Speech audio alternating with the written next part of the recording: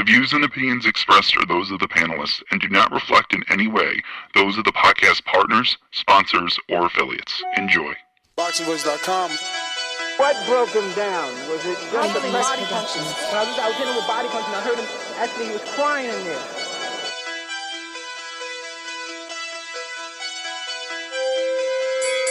You were saying that Biggs was crying when you hit him? Yes. When did that happen? And perhaps the fourth round on? ThaBoxingvoice.com. So that you knew you had him by that time? Absolutely, but I knew he was tough and they're taking those punches. Beyonce Productions.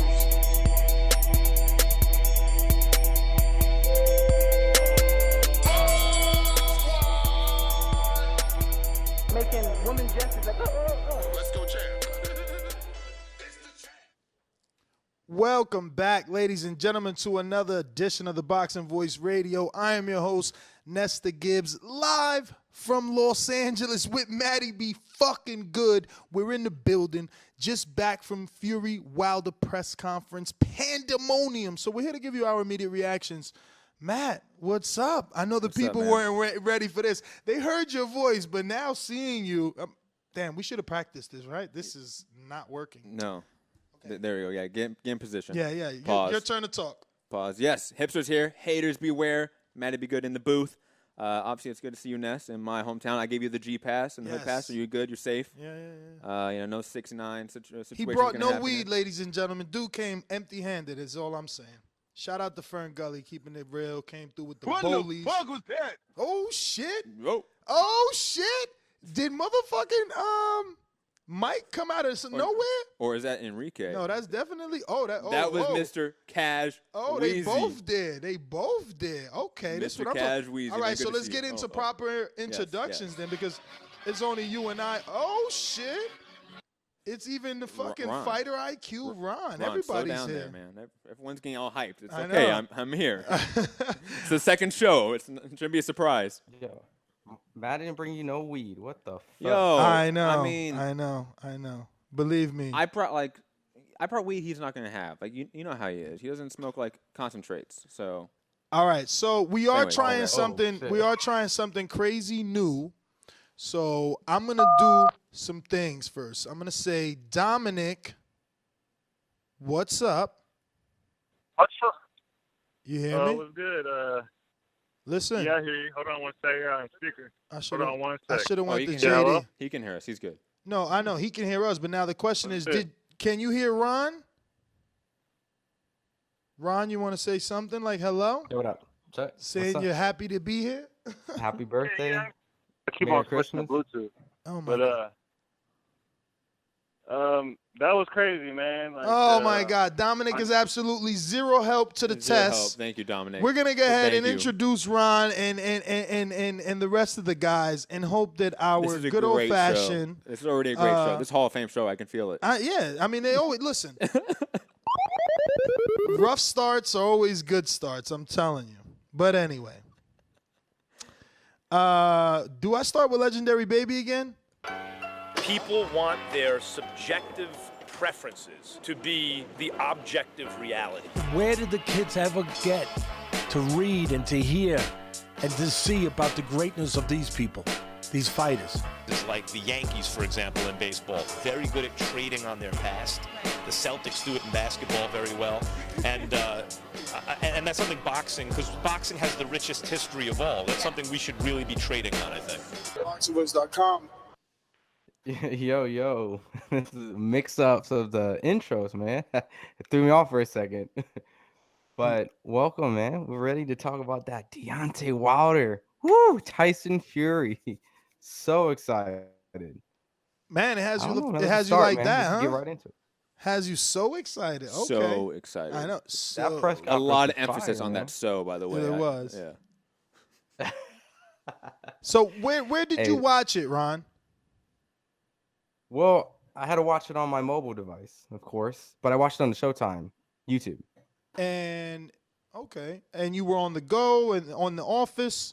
I just want to, yep, I was just want to between. talk about everyone's viewing experience. Yes. And whether or not it's convenient, because we are pushing towards this new age of everything being broadcast live to your palm. So I wanted to see who took advantage of what. But nothing too long-winded. We still got 2 other guys waiting in the cut. Meaning you, Ron. Meaning you telling us how'd you watch it. Oh, okay. People jumping in and out. So check it out. I watched it on my mobile device, and I was actually in a little meeting. So what happened is I had my AirPods on. I had the press conference on the side. So at that point, I was able to have my discussion, but at the same time, I was listening. So it was nice. I didn't have to not get money as well as miss the press conference. I was able to just go about my day. Also was able to play it while I was driving. So it was nice. I didn't miss anything. It was great. And the only thing I had to do later on is to go back and watch the actual footage which Showtime provided and all the other networks or YouTubers to show the actual scuffle with Tyson Fury taking off the shirt and stuff. So getting naked as always. White boy crazy. Is he a boxer or is he a Chippendales dancer? But Ron, let me wait very quickly. You can't say that. Every white guy in a fight that wants to get crazy takes off his shirt. Every single white guy. Like Wilder said, we from 2 different cultures, so I guess I'm not used to the, when you want to fight, get naked. Come on, you've never been in a club and seen like a white guy try to get in a fight, do the crazy off, and take off his shirt. Enrique, fuck that. Y'all having way too much conversation without me. Introduce me. So without further ado, what's up, man? I just want to say I saw fight too. Stay focused, stay working my jab. Boxing voice. Because if he comes to fight, then I'm gonna have to look for him. I saw the fight too. I think you accurate. Yo, what up? What up? What up? I'm a little lost because it does say off air on my Google Hangout. Don't worry about that. So I don't know what we're doing, but I'm here. Tyson Fury and them, Deontay Wilder and them going at it, right? So let's talk about it. I've seen fair. I know what nervous looks like, and I know what angry black man ready to kill in the ring looks like. Yo, why emphasis on the angry black man? And the growl. I know, all of a sudden he turned into a motherfucking animal. He was drooling. We weren't watching, but he was drooling, He did his Wilder. That's his Wilder, because Wilder says he's got an alter ego. Exactly. So, Wilder, I believe, doesn't know what he does until he sees himself. And I think he said that once before. And I think Tyson Fury has talked his way into a battle that is going to, bring back 400 years of, oppression. And he's going to pay the price for it. They did talk about 400 years of slavery. We're going to get into that. But now, you are lost. I don't know if the other panelists hear it. Is it my end? What's going on, guys? No, Ness is the first one to have a mic problem today. What? What are you guys even talking about? Now it sounds like you guys are in a room. Mm-hmm. But is that a joke? I guess either or, joking. though. Radio Raheem had it the worst. Are we too high to get the joke? I don't know. Do you guys hear us? Wait, maybe they don't hear us. I hear Matt. I don't hear. Are you mute? Are you? Oh yeah. See, I told you. There you go. Touch the button. Look, you hear me now, right, Enrique? Yes. Didn't I tell you that? Yes. I told you that. So, but that's good because look. All right. Ready, Enrique. Ready. 1, 2. They should not be able to hear you. Yes. Gone. He's gone. Okay. That mic is. Are we live? Yes, we're live. Yes, yo, doggy, we live, dog. We kicking it at the B&B. Y'all over there. That's why, On something new though, right? Because it says off air. This is something new. Yo, bro, this is magic. We got magic. I don't know if Danny Alvarez is a painting or that is that. Oh shit, Danny. We got. Man, I'm here. We gonna really in here. We really got to go to this window for real. Damn, even Danny's here. Yo, Danny's almost doing the Enrique old school special with no shirt on. Yo, where's let's go to Mike. Him 50 million. Whether people thought it was real or not, motherfucker, we ain't playing. Who got time to play? I'm ready to whoop ass and get this money. You feel me? Two attempts, handed bands over. Sicko hit, shot and missed. Two to stand over. Breadwinner, huh? Look who in the building. Let me check my Instagram. I might be at 1 million. ThaBoxingvoice.com. Look who in the motherfucking building. 400 motherfucking years, dog? 400 years? You gonna ask me that dumbass question? Like you don't know what I mean? Boy, that shit got me so fired up today, bro. I want to go and fucking do a Black Panther march or some shit. But it is what it is, man. People start talking and people talk their ways into a situation that you really can't get out of. You want to make jokes. You want to try to demean this man by going out fucking the public where downtown LA and acting people do they know Wilder? So I bet you one thing. You will know him this Saturday. I promise you that. You will know him this Saturday. But hey, what's up with y'all? But when you say you will know him, are you speaking in general or are you speaking directly to Fury? Both. Ooh. I believe both is the answer. Double entendre. Bars. Okay. Okay. I think he's speaking towards like the people who supporting Tyson Fury. That's what it sounds more like. Okay. Tyson ain't listening, bro. All right, so let's go down the panel. Wait, we forgot one guy. Damn, y'all terrible, man. Y'all terrible. So your brother's bound and gagged, and they've chained him to a chair. Won't you please come to Chicago? Attention! Yo, what's up? What's going on, guys? Man, I see you in the B&B. I cannot wait to get to LA Friday morning. I am fucking pumped after watching that press conference. I was at work, like literally on my phone trying to watch it. It was crazy. I'm geeked, man. I can't wait. I think this is what boxing in America needs, because obviously we know whenever boxing has been huge in the States, it's always been behind the heavyweight. And I feel like that'll happen this Saturday night. I'm watching things all over SportsCenter and ESPN and such. So I'm just geeked, man. I can't wait to link up with you, Mike, and just, fuck LA up this weekend, not get embarrassed like other reporters did today. Do our thing. Yo, why everybody taking shots? And it's all subliminal. Like, no one's mentioned it by name. Yo, like, I love said it. Brady around here, but and I don't even, honestly, I don't even know, like, what was he supposed to do? I want to hear who brought it up first. Well, we should talk about what it is first, because people out there listening may not know what it is. Who wants to do the honors of at least informing the public what we're talking about? Yeah, inform me at least, because I don't know what you're talking about. Really? Hell no, that shit ain't reached legendary baby timeline. You crazy? I'm gonna tell you what reached legendary timeline. Let me see how thick your timeline is for real. Did you hear any whispers of any celebrities at the final press conference? No. Damn. Yo, I was off the grid. You know what all though? day. This ain't your audience. I mean, that ain't your, like, this celebrity probably ain't on legendary baby radar anyway. Nah, it ain't a good or a bad thing. I'm just saying, I was off the grid today, so I literally at like 6:49 tuned in to the press conference to catch up to do the show. How'd you watch it? It produced an energy. How'd you watch it? On YouTube. But on my computer. Set my boxing voice panel up, and was like, yo, watch this. And then, yo, where's the link? Because I got hyped up. And so it hyped you up? It hyped me up. What yes. exactly got you excited? Yo, the shit talking, it's the end of it all. Right now, it's like, okay, it's about to go down. And Tyson Fury stands up and he's like, yo, you the one with the energy that's negative. You nervous. Nah, you can't sit down. The whole beef shit. So, yeah, that got me pumped up. And the talking and it just didn't stop. It kept going and going and going and going and going and going. So, yeah, I was open off that. Well, let's get into this 400-year shit. Okay. Wait. Brought that up? Great transition. I love it. Let's get right into it. But don't we got to tell the people? Set it up. Yeah. Set it up. Oh, I set it up. Tyson Fury said he comes from a family of fighting men. Okay. A long generation.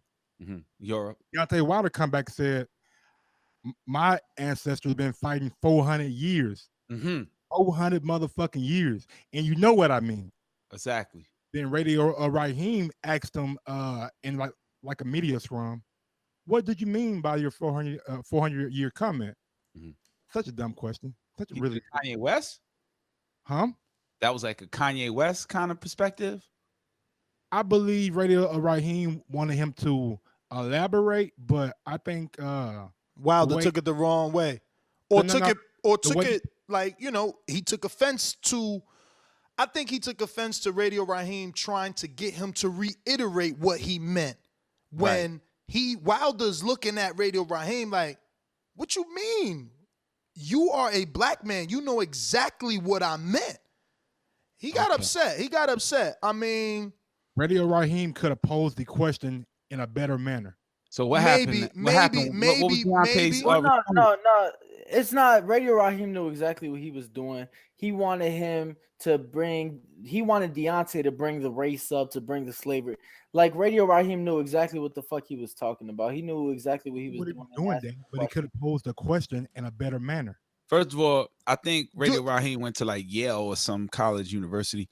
So he knew exactly what he was doing. I don't think he was expecting that response. So what was that response? Because I don't know what you guys are talking about.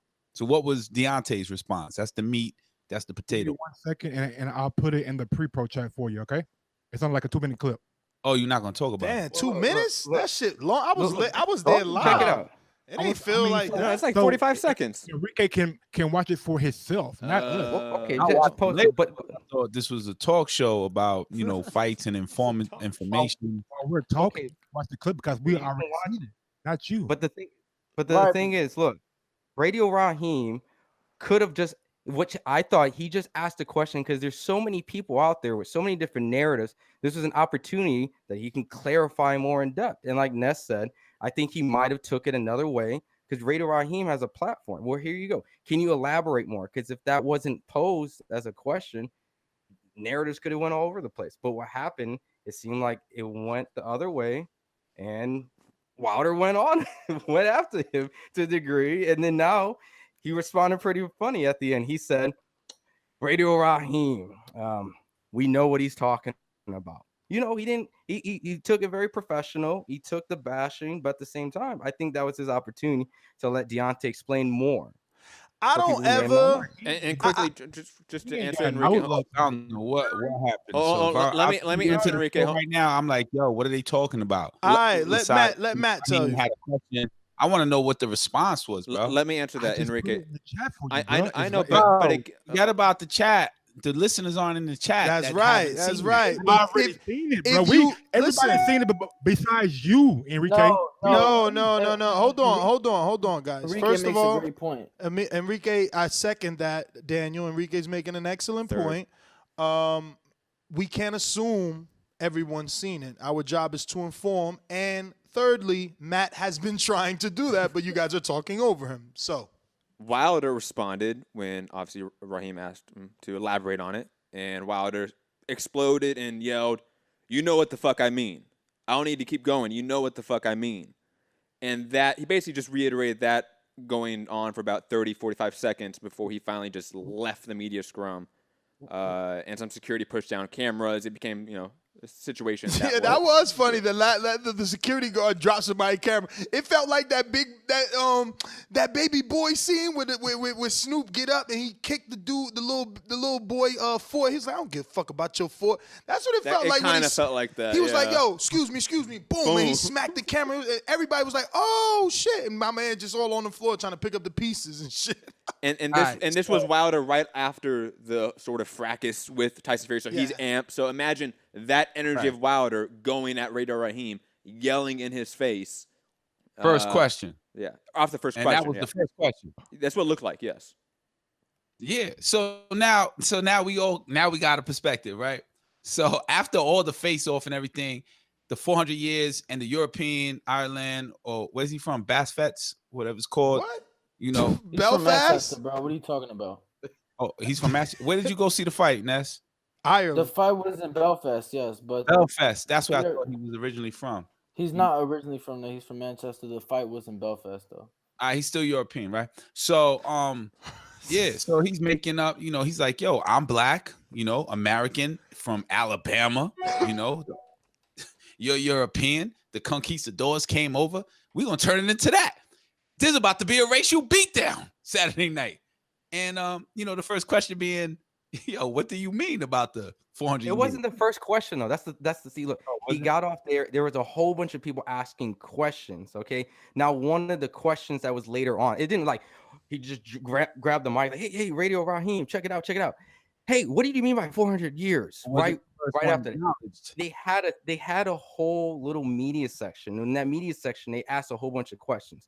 Radio Raheem jumped in and said, "Hey, by any means," which you could have said, hey, he either was baiting or he was really giving him opportunity to clarify. But so what did you mean by 400 years? Deontay responded when he said 400 years of people, he said, outside of just people, I'm also talking about you. You're part of the people. You're accentuating that you're also what I'm speaking of. And it's quote unquote, sounds like black. I'm fighting for black. This is black. You're black.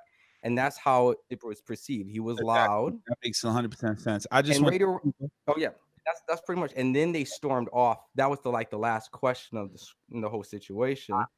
Not to bring up race, I just went to Cuba and I wanted to research a little more. Like, damn, why is Cuba the way it is? And I found this documentary and it was about Christopher Columbus came over and the natives smoking tobacco and just got real hostile and took their land, right?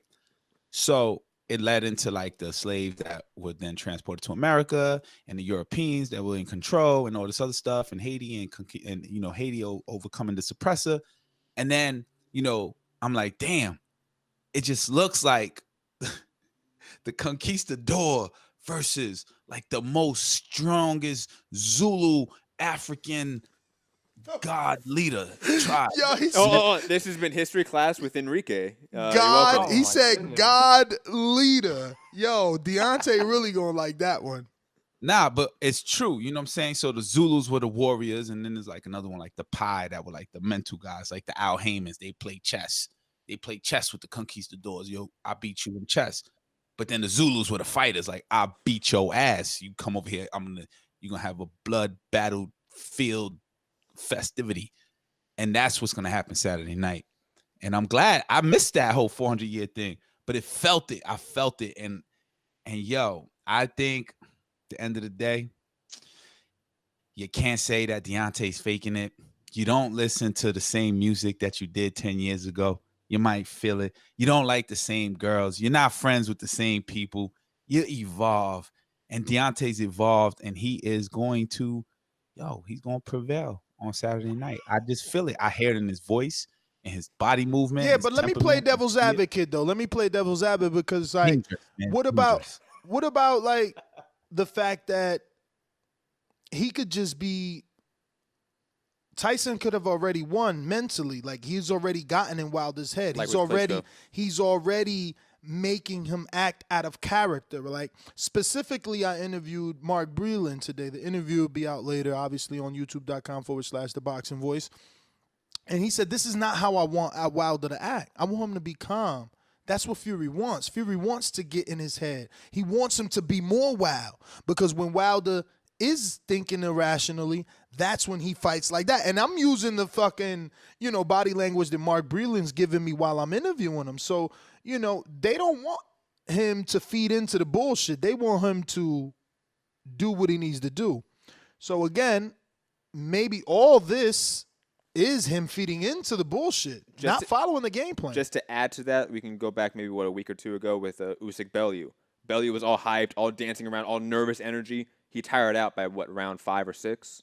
Nervous energy can tire you out in the fight more than punches thrown or landed. Damn, since you bring up Bellew and Rob's not here to defend him, I'm going to just piggyback off that and say, Bellew was doing a lot of talking. Bellew was doing a lot of, you're going to see, it's the best story in the world for me to gain all these belts. Kind of the same Tyson Fury story. Best story in the world, me to come back from hell. But keep it going. Let's be fair. Let's be fair. At the same time, though, Bellew was a huge underdog in that fight. Fury is not a huge underdog in this fight. You know what I'm saying? We're purely talking about the cardio dump. We're purely talking about that cardio dump. Wilder. He still is an underdog, though, technically. Let's be fair. Bellew did all the talking, but he does not have the same track record as Deontay Wilder. Deontay Wilder has a track record of KOs. Nobody compared him to Wilder. He clearly said Fury. Somebody said, "Oh, okay." Yeah. All right. Let's take that same thing. Like the person who talks a lot, who's picked as the favorite. I know Adrian Broner versus Maidana was Adrian Broner, the talkative individual, and he was the favorite.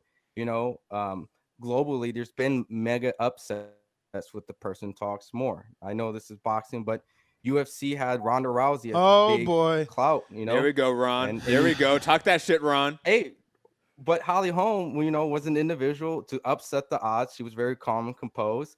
I mean, that's the whole point, And then of course you get Ron. It ain't the talking. It's the track record. It's the track record. Exactly. But so the track record was. What do you mean by that, Cash? Fought Maidana. People didn't pick Maidana simply because of the fact of the track record, the multiple comparisons, the weight class, his athletic ability, and then at that point, it showed that he lost. He wasn't the guy that people thought, but he was picked as the favorite. There's always upsets. Every year, Ring Magazine puts up upset of the year, I could see some freak injury from Tyson Fury happening early. I could see Tyson Fury getting hurt early. I could see Tyson Fury just like playing it safe versus being offensive a lot and thinking that Deontay's going to tire. I just see so many things that go towards Deontay Wilder being dominant. And it's a mental game. I think Tyson Fury has not gotten to his head. I think that the Mike Tyson effect is in full effect under the Zulu of Deontay Wilder. I think it's going to be you got to hit that button, Ness. Hit your button, bro. I think it's going to be a knockout by Wilder. Based on the interviews that I've done, it seems like everyone's predicting early. Breland is saying before 7. Mm-hmm. Well, actually, Breland's saying after 7. After 7. I said that completely wrong. Most people are predicting late rounds, 7 through 12, 10 through 12. Makes sense. His track record, speaking of track record, shows in his title reign that he gets guys late, 7 to 12. He only has one knockout that's before the 6th round in his title reign, and that's obviously the Bermane-Stavern rematch. Here's the monkey wrench in all of this, right? Ben Davison, throughout my interview with him, I'm like, and I'm trying to, I'm giving him live balls. They're live balls. It's like, no disrespect to Washington, but Tyson's a more of, he's a better boxer. Yeah. No disrespect to Duopai, who made it 10, but Tyson Fury's obviously a better man than him. And so on and so forth to those men that lasted the rounds that they did with Wilder. And instead of, Ben Davison telling me like, no, you're absolutely right. Tyson's levels above those guys. He's going to do way better. He's like, well, the thing is, if Wilder hits him, it's over. I'm just like, whoa, these dudes are here for a check or what? How is your trainer saying the minute you get hit, it's over? I mean, you're going to hear it. I'm going to post it. Not to mention, I came straight at him. I come for blood. So I'm like, Ben Davison, finally. I'm like, yo, BoxingVoice.com, live here with Ben Davison. So how did you feel that you had to share the glory? You bring Tyson all the way here, and now all of a sudden he brings in Freddie Roach. And he's like, no, I actually brought in Freddie. And I'm like, why?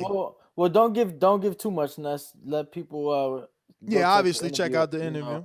But no, obviously track record speaks a lot, and if everybody's staying late, obviously whoever you're talking to is knows knowledge and knows Deontay Wilder. Like Matt was saying a little bit. I mean, if you look at Wilder's title reign, he stopped Gerald Washington in the 5th, and then obviously Stavern in the rematch in the 1st. But everything else has been late. I mean, 11th round, 10th round, 9th round, 8th round. So, I do think it will go into the last third or last quarter of the fight when Wilder gets that knockout. I'm gonna say something. I know we like to. I'm trying to figure out how to make this a joke so we could laugh. You got to be funny for us to laugh, Enrique. Yeah, especially when you already told us that you're gonna try to make a joke. Yeah. So we all like to say like, yo, the elephant in the room, but the element in the room is when during the final press conference when he was like, yo, you moving around like you got some candy in your nose. Oh, and he did. Tyson's like, don't knock it until you try it. to me, that was like, whoa. I don't know. Really? So, I didn't, I was drug interviewing. addicts, not calling Tyson a drug addict, but people who are recovering from drugs, they can't be as full. And his body shape, his body size, it just doesn't look like he's athletic. He's gonna move. He's gonna look awkward, but that awkwardness is not gonna work for but he's Wilder. shredded. So that's the elephant in the room. Are you accusing that he's currently on something? Because they do drug testing. Don't knock it unless you try it. You never know. But they do drug testing. So at that point, they would find it. Yeah. But I mean, coke is like 3 days in the system and is out. Coke is 3 days. Or for athletes, it's more like unless you're David Benavidez. Poor bastard. Somehow that shit was in his system for over 30. I'm just saying, Tyson Fury has got himself in a big ass mess. I mean, it's a $20 million mess with upside. Yeah. And with my interview today with Espinoza, I learned that upside means a lot of things. So, what does it mean? And he laughed at Crawford's team's offer of $3 million. And he reassured us and gave us facts as to why Danny is worth more than $3 million, regardless of pay-per-view upside on Showtime, and reassured us that Danny's been paid $3 million on Showtime, non-pay-per-view fight. I'm just saying, Ness comes bearing gems. You know what I'm saying? I'm like Jay-Z. You know what I'm saying? I drop jewels. We're not doing a I Crawford hope you Garcia. fools choose to listen. Well, let's talk about Banks, though. We don't have to make it Garcia or anything. So let's talk about it like this. When a team is offered $20 million, like Tyson Fury. Oh, wait. So there's two upsides, right? There's 50-50 upside, or there's dollars, like I was saying yesterday. What's the difference? What the fuck? 50-50 of the back end or dollars off the back end. So like $1 of every buy of the pay-per-view. Or we sold $1 million, 50-50 pay, we splitting that. Split or a point per. Trails on wheels. But what I'm trying to figure out is that for the whole team or is that for the fighter? And then, it has to be split up with the team. Bro, that's for the fighter. That's for the fighter, and the fighter got to break everybody off. Like the fighter pays his team, whatever they have in agreement, but that's fighter, bro. It has nothing. That doesn't mean like, all right, so Danny's getting 20 mil. Al Heyman is part of the team. So of course, Al gets let's say his hypothetical 4 to 10% off top. You know what I'm saying? Like he getting 20 mil, all right, I'll get that 10%. Yo, so this is a little off. Well, it's not off topic because we're talking about Danny and whatnot. Danny Garcia did an interview before the last I forgot election. that Danny gets a little personal when you talk about Danny. It's funny because he's not even Puerto Rican, but he loves Danny. No. Listen, check it out. So Danny Garcia did an interview. Canelo. Bro. He was crying for Canelo. Alvarez, I get it. Alvarez, Danny, I get it. Oh, so everybody he's named after he loves. So he loves all the Danny Garcias and all the Canelo Alvarezes. Don't get mad like he about to throw a grenade, man. Calm down. You mean a potato? He got his shirt on. He peeling potatoes right now. You don't even know boxing, Enrique. But look, so Danny Garcia. I watch it, though. Right. He here for entertainment, though. Listen, Tell him, bro, Enrique. Danny Garcia does an interview a couple years ago before the boxing.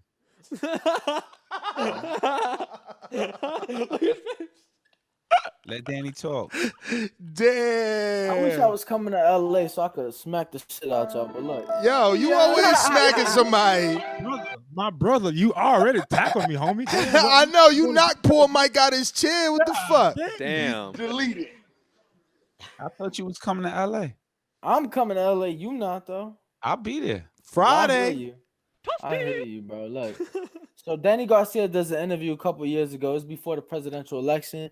They basically asked him about Trump and some of his comments, given that Garcia's Hispanic. Garcia basically broke it down. He said it like this. He said, off every $1 million I make, I probably pocket 200,000. And he basically broke it down, the taxes and having to pay the trainers and all the medical and everything. I'm gonna find it and I'm gonna send it to the group chat because it's a really great interview, just to give people perspective. Like, yeah, so and so could make $3 million, but of those $3 million, he's probably getting really like 1.2. Bro, you ain't gotta find it. You could go to our channel and find the one I did with Keith, where he tells you in order to make one, you got to make two. Mm-hmm. Yeah. Chris Algieri's guy told me that once. I wasn't recording anything. I was like, damn, he walked away with $3 million, whatever. When he I mean, yeah, you got to do interviews in order to record, Cash. Oh, so. God damn. Yo, shots fired today. Everyone's they in a salty mood. I like it. Danny Alvarez, hold up. Danny Alvarez, Canelo Swift. I am. Hey, that was a good one. I'm a fan, bro. Canelo Swift. I'm a fan of the sport. I watch the sport. I watch the big fights. The Munguias and all of them, they got to come up. And if I'm forced to watch them on the undercard, I will watch them and learn about them. But until then, I'm casual fan. Bro, it's all good. It's all good. That was a good one, though. That was a good one. You should be proud of yourself. You accomplished something today. Yo, so I know nobody really in the chat is going like this or whatever, but my man Legendary Baby, he's in the movie world. So I don't even know their names. I think I know the girl's name. I think her name might be Brooke Valentine was there. Okay. Never heard of her? Yeah, that's the little thought from Love and Hip Hop. True. Not on the thought level. True on the woman from Love and Hip Hop. I don't disrespect women the way you are right now, Mr. Alvarez. Danny, yo, when you go to LA, purse upon the head. Oh, you know what? I ain't gonna lie, she's a beautiful woman. But no, I'm coming to LA. I think I'm gonna get there like 5 in the morning on Friday. I'm leaving Vegas. Oh shit! Look, they making a Border Wars fight. Enrique versus Daniel. Look, Ram in the chat said this should be a Border Wars fight right here. Enrique versus this guy talking. This guy talking. They ain't even give you. They ain't even give you a name, dog. Canelo Swift, man. They ain't even give you a name. They call you this guy talking, B. Nah, it's all good, bro. I'll be there. Talking. I'm that guy. Canelo Swift. Canelo. That's a good nickname. Yo, they said Canelo Swift sounds like a porn star. Yeah, you get to LA at 5 a.m. Nah, I get to LA at 5 a.m. So You gonna go 5-5 or something. No, I'm gonna have the fifth with me, bro. I'm gonna have the fifth with me. Yo, shots. Shots fired! Shots fired! Yo. Hey, ain't no shots. I drink from the bottle. I don't do shots. I drink from the bottle. Look. Tell him, B. And you know what we do? Smoke weed every day. You know what I'm saying? Everybody got their own thing. You feel me? Yo. It just so happens Tyson Fury like that snowman. Hey, no, I'm ready though. I'm geeked. I'm actually looking forward to because I'll be driving to LA when the Jeff Horn fight comes on. So I'm gonna have my phone watching the fight as Jeff I'm Horn driving. fighting Anthony Mundine. He disrespecting himself. You want to do a live fight chat for that? Hell yeah. Mundine, my man. That shit at 3:30 in the morning. Oh, no man. What? West Coast time? West Coast time, 3:30 in the What, morning. That's what I said I'm today? gonna be watching Today? because I'm driving. I'm gonna be driving Friday. at that time. Friday going into Saturday, 3:30? No. Thursday Like, going into Thursday Saturday? night. Yeah, I could probably do that maybe. I mean, yo, word is born. I went to sleep yesterday like 7:30. Woke up at 2:25. They've been forming like 5 in the morning. Bro, I woke up 2:25 West Coast time. I ain't been asleep since. Because I'm still on East Coast time. So It's o'clock right now. Yeah, I might could do it. You know what I'm saying? I don't It's know. 5 for you right now, right? Yeah, it's 5:11. 5:11. It's 8:11 right now. Yesterday, you talking about you in the future. I'm like, yo, what? He fucked me all up. I'm like, yo, he in the past. What you talking about? He was like, I'm in the future, 3 hours away. Mad confident.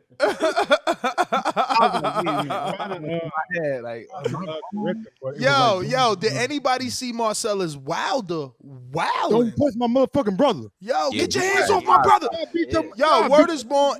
I mean, look, I keep it G. Everything got crazy after him, like, cause he was like, "Yo, get your hands off my brother." Yo, get your hands on my. It felt like that Malcolm X movie right there. Get your hands out of my pocket. Shit just got crazy. Who was he yelling at? Was it Frank Warren? Frank Warren. Anybody can get it. I don't think Frank Mike, you savage. Anybody can get it. Yeah, nigga, Frank old ass can get it too. Shit. He shot before. He survived a couple gunshots, so he's. That's what I'm saying. Some Marcelo punches would do anything. Very durable. Who, Frank Warren? I just want Mike to talk into the mic. Is it me? Who knows? Do you hear him well? No. Okay. I just want to make sure it's not me. I don't want to be mean. What about now? Can you guys hear me well now, or I'm too loud? No, we hear you well now, except that it was a little bit muffled. Maybe you got too close A or little bit raised modulated. Yeah, maybe you got too How close. about now, you guys? How do I sound now? That's a lot better. You Thank sound like, I don't know, someone. GBT, but it's all good. Someone. Come on, Daniel. Come on, Daniel. Come I on. only got 2 motherfuckers going. Two games. What? He trying to jump Enrique. He trying to jump Enrique. They rolling up. Yeah. Daddy pulled up 2 phones. He showed up in our. He pulled out the fucking burner phone, man. Nah, yo. You know, I had to go from one phone to another. Yeah, the burner phone. Yeah, we know. Yo, wildin' B. No respect for the show at all. So, shots. So I mean, at least everyone's seen it. I mean, look, the presence was felt because everyone's seen Marcellus today. Then I mean, you know. I'll be honest. I didn't watch the press conference. I only saw the melee on social media. Okay, that's a good topic. Then what reached your timeline? So obviously, I was waiting for you to get done with the press conference, right? So I'm sitting in the car, you know, chilling, and I mean, everyone was posting it. I think I saw at least 3 dozen different people posting that video of the melee from different angles and everything, and it was good. It was entertaining. You know, definitely. I wish there was a little bit more. To be honest, they got separated a little bit too quickly, in my opinion. How do we feel about the live stream numbers? Let me ask you a question real quick. Mm-hmm. The people who reposted it, are they boxing fans or just like casual people? No, it's all within the bubble still. I would say. Mike, let's clarify. Let me just put something in your head real quick. I'm an artist. I was off the grid. No, the fuck you're not. I was off the grid. Fuck you're not, Danny. No, Danny. Right. I'm an artist. I was off the grid the whole entire day. Wanna be Kanye and shit. Get the fuck out of here, bro. Yo, why you coming for Enrique now? Yo, he's heated. Yo, the dude from Chicago, Mexican, live in Las Vegas. Canelo Swift. I don't know where he from, but you know, and you know where I'm from. You know where I'm from, bro. You know where I'm from. Guadalajara or Tijuana? All right, bro. Which way? Or Cancun? Like, I just want to know. Let's clarify. Because right now, your introduction was Chicago. Yeah, that's what I'm But you said you driving from Las Vegas, so I don't know where you from. My bad. My bad, bro. My bad, bro. I serve my my bad. Thank you for your service, Danny. But Enrique, back to you being a artiste. Yo, so I'm busy creating. If you want to take away the artist label from me, creating bullshit. After everything, I joined the I go on social media. I see the melee. I'm like, oh shit. But it only came from people who I follow who post about boxing. You know, so let me put a different perspective. Let me put a different perspective, Picasso. So I'm at work, and I got all these UFC fans that I work with. I don't work. But go ahead. That came up to me. What you mean you don't work? You work for yourself? Artists don't work. It's an art. Oh, it's a way of life. It's a way of life, you know? Yeah, I'm a way of life. I'm a way of life. No, but basically, all the people that approached me talking about the scuffle were all UFC fans, and everybody, all the UFC fans I work with want to watch the fight because of all the shit talking and all the hype behind it. Yeah, yes, you said there was whispers of a celebrity being there. Yeah, he named before we jump into that, I just want to add something to Canelo Swift's point there. It's stuck. See how creative that was? The Joe Rogan interview. Because you an artist, that's why you could come up with shit like that. You see that Picasso right there? Called you Canelo Swift. And now it's stuck. And he smiled when they called him that too. Yeah, he liked that. The Joe Rogan interview. The Joe Rogan interview with Tyson Fury, I think, did an awesome job pulling in that MMA fan base to potentially. We were supposed to double check that. What's the total numbers on that? I'll check that while you guys talking. Of course, man, because I mean Joe Rogan has a reach. Yeah, that is fucking unprecedented, man. Don't forget to give Mike his credit. He's the one that told Rogan to get Fury or Wilder on there. Hey, but one thing that I can say that it did do for Fury can talk, bro. If anybody just watches this guy, he's like the McGregor of fucking boxing. I actually disagree, bro. I felt like when Wilder stood game face, right?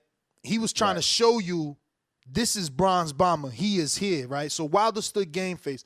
Tyson stood up. He had his nervous energy. He sang, he danced, he did everything he had to do until he got tired. He finally passed the mic to Wilder. Wilder starts talking, game face still, very stern tone, just looking into nothingness straight ahead. Violent. It started to affect Fury. So much so that Fury started to interject and try to talk over. Meanwhile, you got to remember, Wilder never did that. He gave him his time. And the two got into an exchange because of that. Go ahead. 2.1 million views right now. Numbers. And since he's bringing up views on the Joe Rogan podcast, which featured Tyson Fury not too long ago, what do we feel about the live stream views? Who watched the live stream live? And when you were watching it, what number did you, did you witness the stream peak at? I remember 22,000. Anyone else? The press conference? Yes. Shit, I watched it not too long ago. It wasn't live, and it had like 2,000 views, and it was a Showtime. It might have been 22,000. So let's double check. Make sure I didn't see that shit wrong. Well, I count as 2,000. 2,000 is impossible, no, though. That's another thing you guys got to take into account, though, because what are you talking about? They did it on social media platforms. So if you're talking YouTube, that's YouTube. You got to take into account the Twitter and the Facebook. BT Sports also had it. BT, and not just that, but all the YouTubers that were live as well. I watched it on YouTube.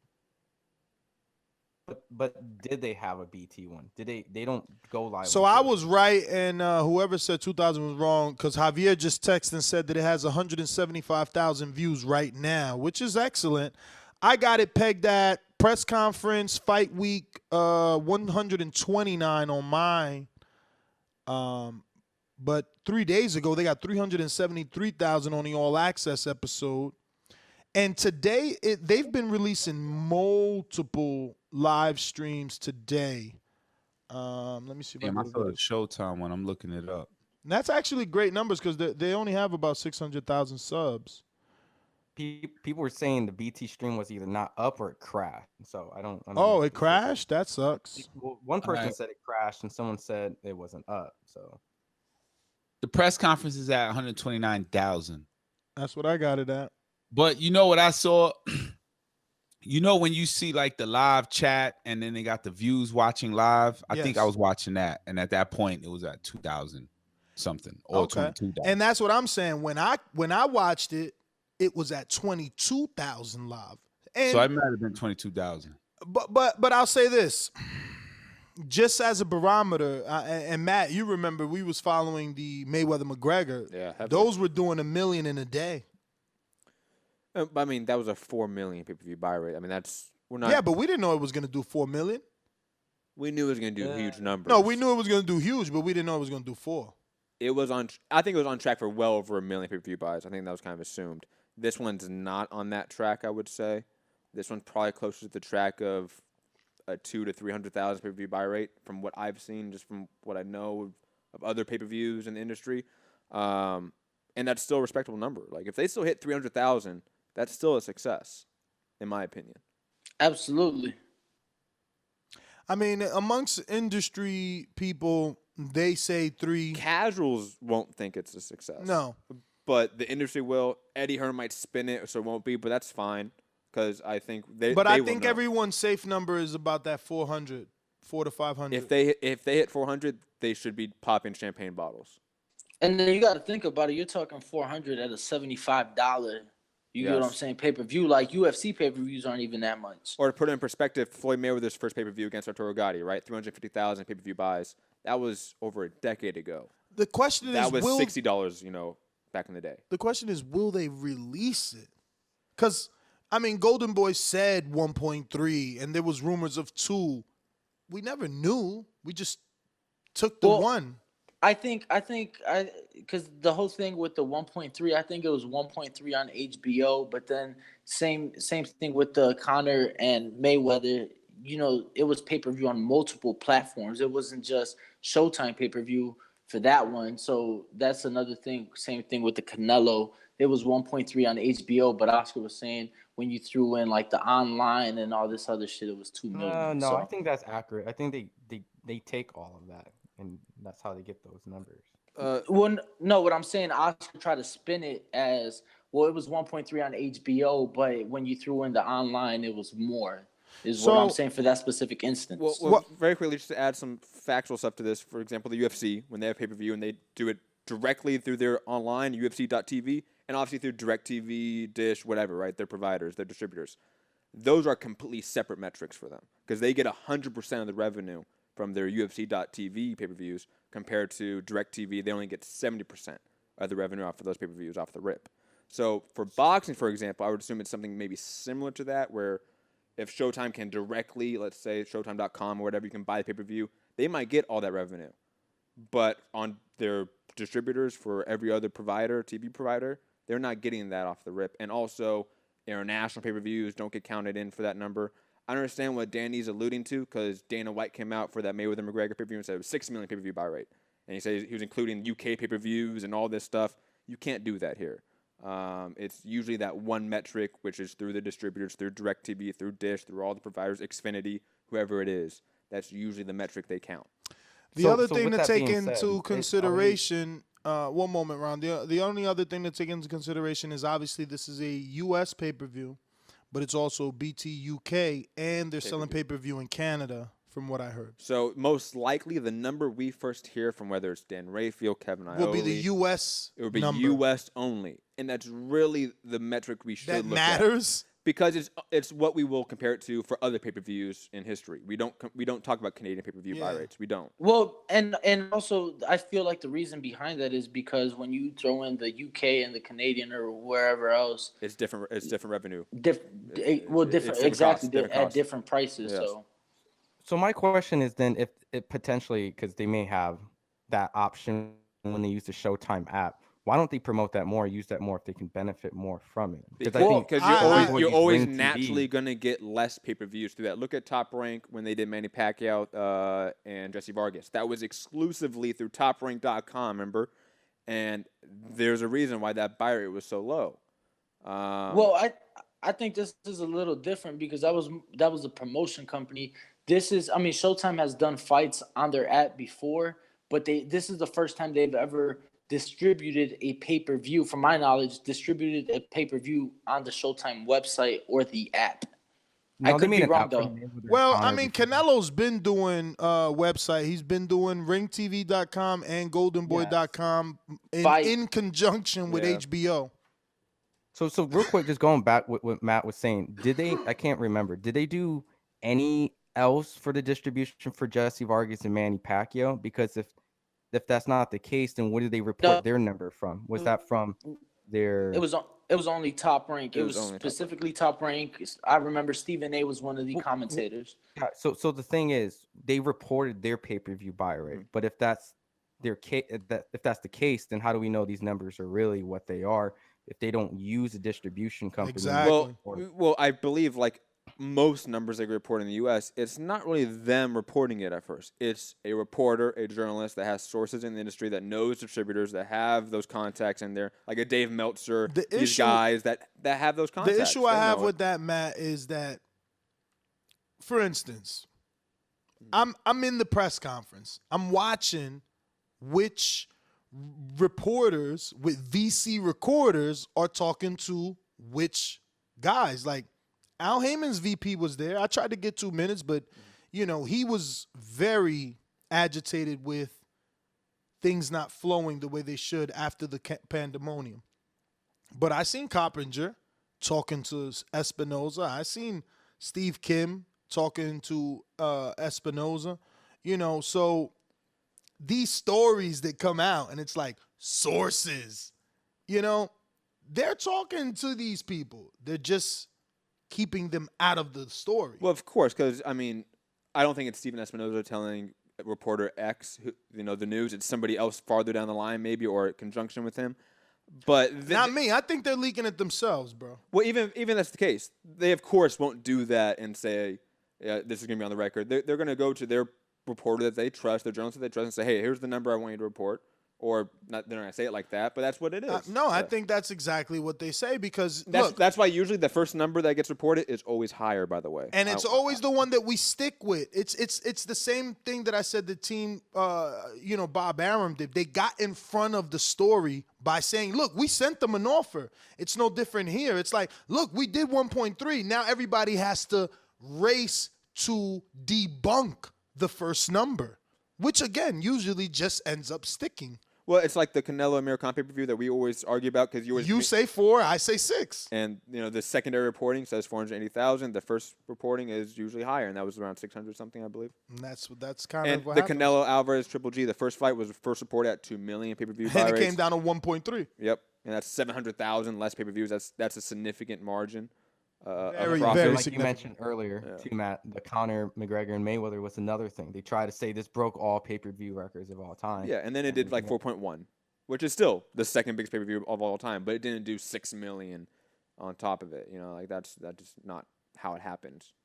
And you just have to trust the process here in a sense. Like we're going to get the right information eventually. We have enough good journalists in the industry to find out that number. It may not be the first number, but that's the beauty of the sport. We're going to report the first number. Then when the second number comes out that's more accurate, we report that. Now, right before everything happened, right? I'm just standing there. Marcus Watson comes up on my left, and I'm like, bro, they need security up there. He's like, nah, there's plenty of security up there. I'm like, no, they need security in between. They might touch each other. Sure enough, Wilder was talking directly into Fury, but Fury was doing the head movement. You notice the head movement would go to one side. He did all the first press conference. So at one point, Wilder did the pointing of the finger. Poked him in the eye. It wasn't really like a gun, but he did have his thumb out, so he's pointing him, and he kind of, poked like his forehead. So then Fury kind of brushed down his silhouette, like wiped it down, like his shoulder all the way. And that's when they got into, that's the whole, get your hand off my brother. So it's like, bro, they need to be more prepared is all I'm trying to say. Like, take a page out of Chisora. Like, they had the plexiglass for him and Hay. I mean, and it will add They gotta sell this fight, man. They gotta sell this fight. But that's what I'm saying, Mike. You don't think that more reporters, more photographers are gonna take pictures and write stories about two guys that had to be separated by a plexiglass wall? Think about it. That plexiglass picture is still like synonymous with David Hay and Chisora. Absolutely, it is still synonymous with those men. Or how about the outcome is what it is right now? We are reporting on the press conference. A litany of other boxing channels have done the same thing. So maybe what they had planned, well, not planned, but maybe had done with the limited security worked out in their favor anyway. Now, come Friday at the weigh-in, I agree they should have press come because it's the day before. You don't want anything to get out of hand before. Man, I want to see Evander Holyfield versus whoever and the fan man type of security. Remember how they separated the entire ring with all men? All cops. All fucking, and they was all dressed in black. Give me that shit. Build it up like, I mean, I see that live right here. It's going, oh shit, bro. They got, why is it 3 security? Wait, that's 4. 5. They got over 12. Oh shit. Yeah, I'm going to get excited. Give it to me. And let's go by facts. Like this year, what were the 2 highest selling pay-per-views? They were built off of, anger, controversy, bad blood. You got Canelo and Triple G. They were pushing and shoving at the weigh-ins. I know this is not a boxing show, but Conor McGregor and Khabib, like everything on all those fights was built off hype and controversy and the clanbuterol. They don't like each other. They can't stand each other. And then they sold really well this year. What's the last thing they can do to boost this up? I'm going to go with streaming the weigh-in on Fox, the channel. That'd be hard to do, I would assume, obviously, because of business, It's Showtime. It's Showtime. It's CBS. Yeah, think about that. So put that shit on CBS. CBS is probably more likely. Can we get this weigh-in on a channel? Not on a fucking social media, not on a YouTube, which is, I love it. I'm not... knocking that. I'm just saying let's open it up to the viewership highway. Or I would assume very quickly, Enrique, just to piggyback off this, and you can go. I would assume there's some college football going on Saturday. You have to play highlights of the weigh-in if there is any sort of drama there, in the halftime show of every football game on Saturday.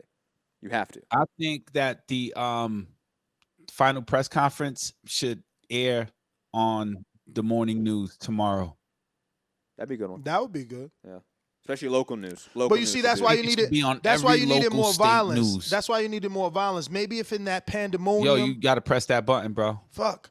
Maybe we needed more violence. Maybe if in that pandemonium, someone that fell broke a leg or something. That's a little bit too far, maybe. The chaos is good enough. There needed to be more shoving. It could be a team member. It could be a team member. There need to be a little more shoving. No, what I'm saying is, again, I'm not selling the breaking of a leg or anything. What I'm trying to say is, to piggyback off of Enrique, if you want the news to pick it up, like the local news to report on it, I think something needed to happen other than it being a sporting event. It has to be like, and at this sporting event, shit got so crazy that so-and-so person got hurt. You know what I mean? Maybe. I think it could be like, at this sporting event, what was supposed to be a respectful fight went into chaos when the 65-year-old Frank Warren and it goes on to a story. Well, yeah. I mean, obviously, anytime there's controversy outside of the fight, and obviously it was the biggest fight, so I just keep referencing, but the Conor Khabib thing went on forever afterwards, so you don't want to have a complete chaos, but at that point you also want to make sure you have the proper amount of security, because these guys are heavyweight. They're getting closer to the fight, and I feel that in the future, maybe at their weigh-ins or even at the fights, they definitely should have a lot of security that could also benefit the safety of people, but it could also probably build up some type of hype where you see all these people and you're like, what's going on here? It's for the protection as well, in addition to, possibly sell the fight more for the casuals. Ron, would you say that this scuffle or this mayhem was bigger than the Canelo Triple G mayhem? I mean, no. I don't know. Do I think this is bigger than this? The reason why is because you kind of felt. You're saying, was there something bigger than the Canelo and Triple G? Or are you saying, was this Wilder Tyson Fury scuffle or mayhem? What was bigger than this recently? I only used Canelo Triple G because the push and it was over. This was like nonstop. Guys, clear the stage. Clear the stage, guys. Guys, clear the stage. There was a lot of that. As a press conference, I mean, this probably is one of the ones that had more. But yeah, no, listen, these guys are not Canelo and Triple G. Canelo and Triple G are extra cookie cutter, man. These guys gave you more than those guys did, I think. But what was the one before this? Was there anything big like this? Yeah. It's always involved Chisora, bro. Chisora smacked Vitaly Klitschko at the weigh-in. Yeah, that was a big one. And he fucking hit David Haye with a bottle at another one, So then he threw a table at a press conference. Chisora's the man.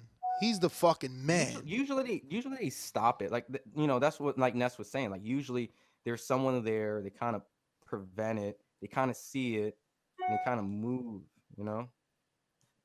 Right. They can kind of foresee there's some bad blood or it's just competitive. This is kind of like brewing. It feels like it's brewing up more and more and more.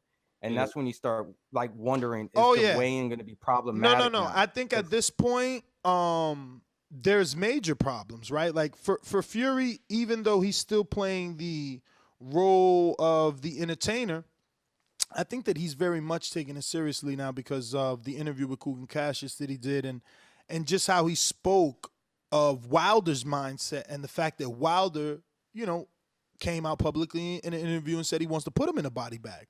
So now it's like, I'm going to war with a dude that's literally trying to kill me. Like the games are over.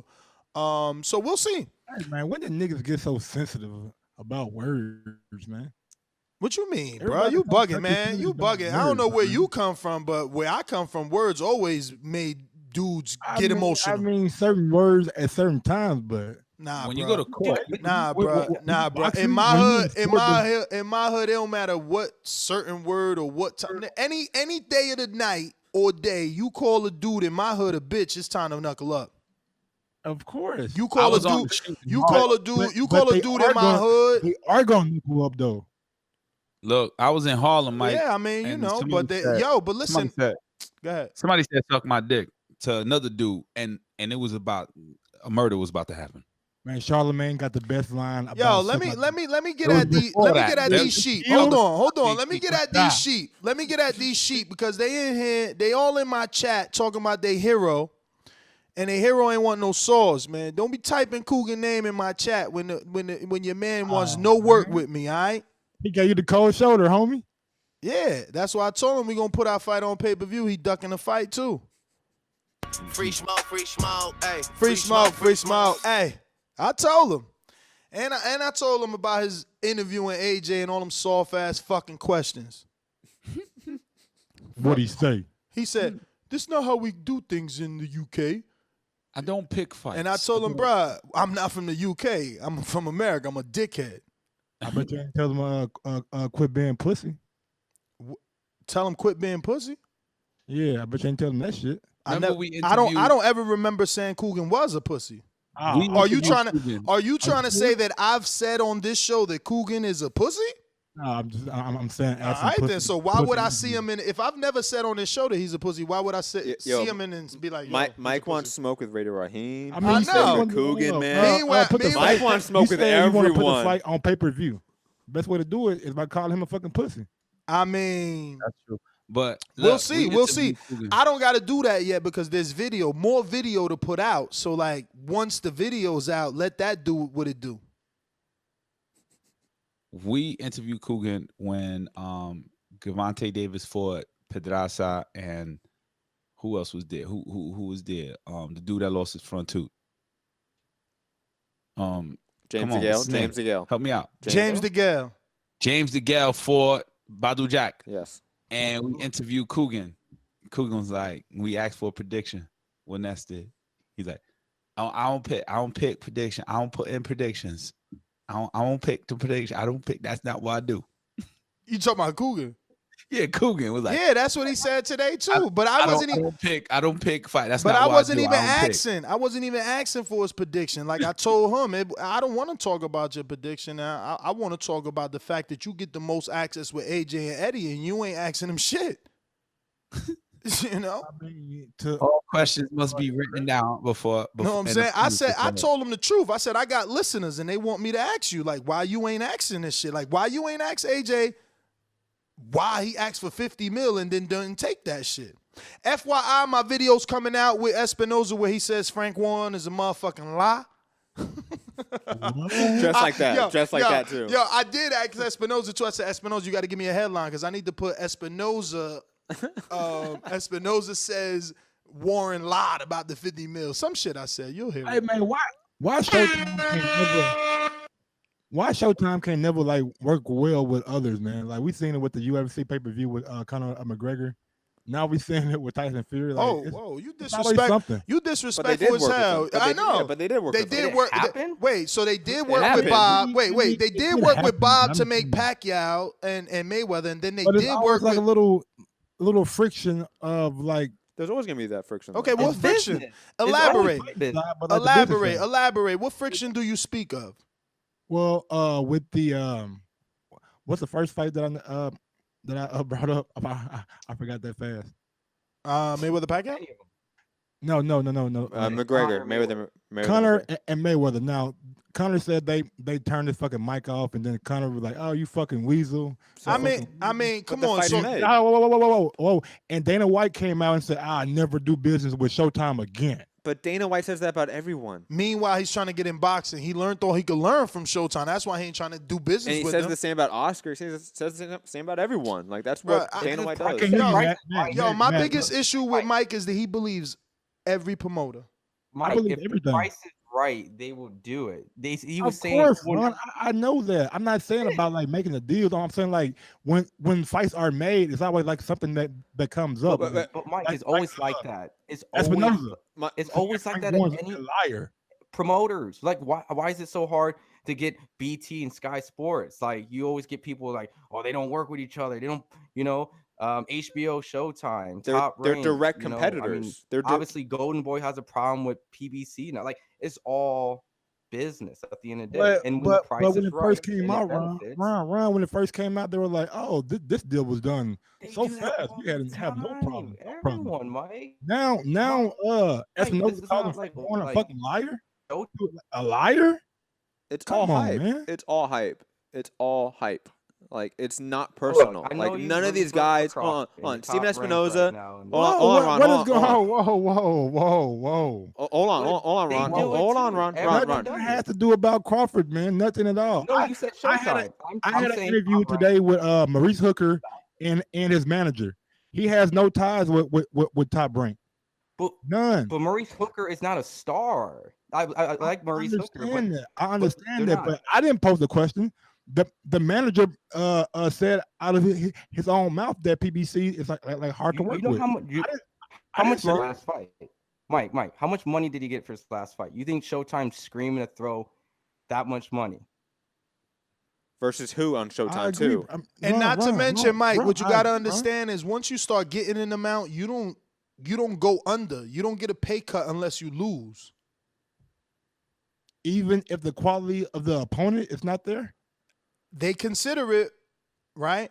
But the drop is not that drastic. Like, for instance, Danny got $800,000 for Salka.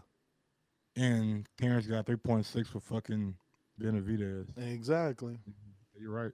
And quickly, Mike, I mean, every network is competing with each But other. yeah, hold on. Mic, Matt. Fucking Matt, information. turn on the mic. Damn you, Ness. I've been talking this whole time. You fucking bastard. We're talking over Matt this whole time. Yes. Okay. I was getting heated at you, Ron. Okay. Let me go. Okay. God. Okay. Anyways, because none of you all heard me apparently. Nope. I didn't even pay attention. Mike. To address your point about like PBC being difficult or Showtime being more difficult than others, they're all difficult to work with. Like, none of these networks want to work with each other. None of these promoters want to work with each other because they're all naturally competitors. They're all eating into each other's pockets. So you can say Showtime's difficult to work with, but you can say the same about HBO. You can say the same about ESPN. You can say the same about Fox. Like, all these networks are kind of hard to work with. They're not easy. Hey, Mike, I'm going to give you some breath of fresh air, silver lining, something to help you sleep at night and make you feel good all right now. I got weedy for that, but I ain't sleeping tonight, though. I'm sleep on the plane tomorrow morning. But go ahead. Espinosa said,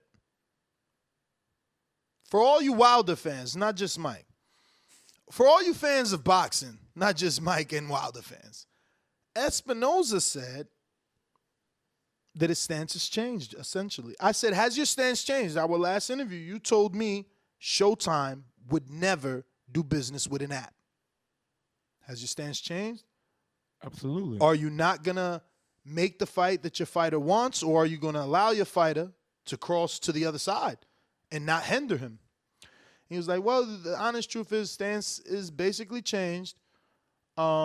They just have to figure out how to make it work, right? Because now they're both U.S. distributors, which means they're going to have to compete, or not compete, but they're going to have to split like Showtime and HBO did.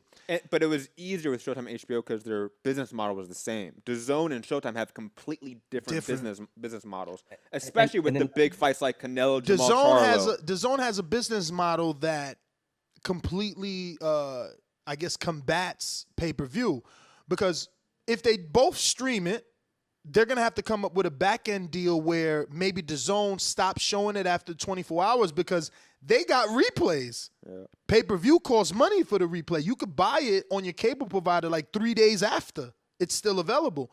So that's going to be the major issue, but at least we know they're thinking of working. So we might, like, depending on how well this fight does Saturday, like, there's a huge possibility that we really might get Wilder Joshua on April 13th if now Wilder's network is saying they are willing to sit down. And on top and of it's four parties in it. Like, you got to think, you got the two networks, and then you got the two fighters. Sometimes the fighters may have a different plan certain options. Like I know Al Heyman's been rumored to give other fighters many different paths, and the fighter chooses the path, even though, you know, public perception is something that's very important in the game too.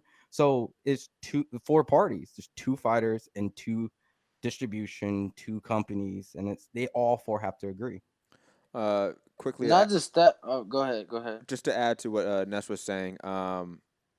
Actually, I completely forgot. Shout out to Weed.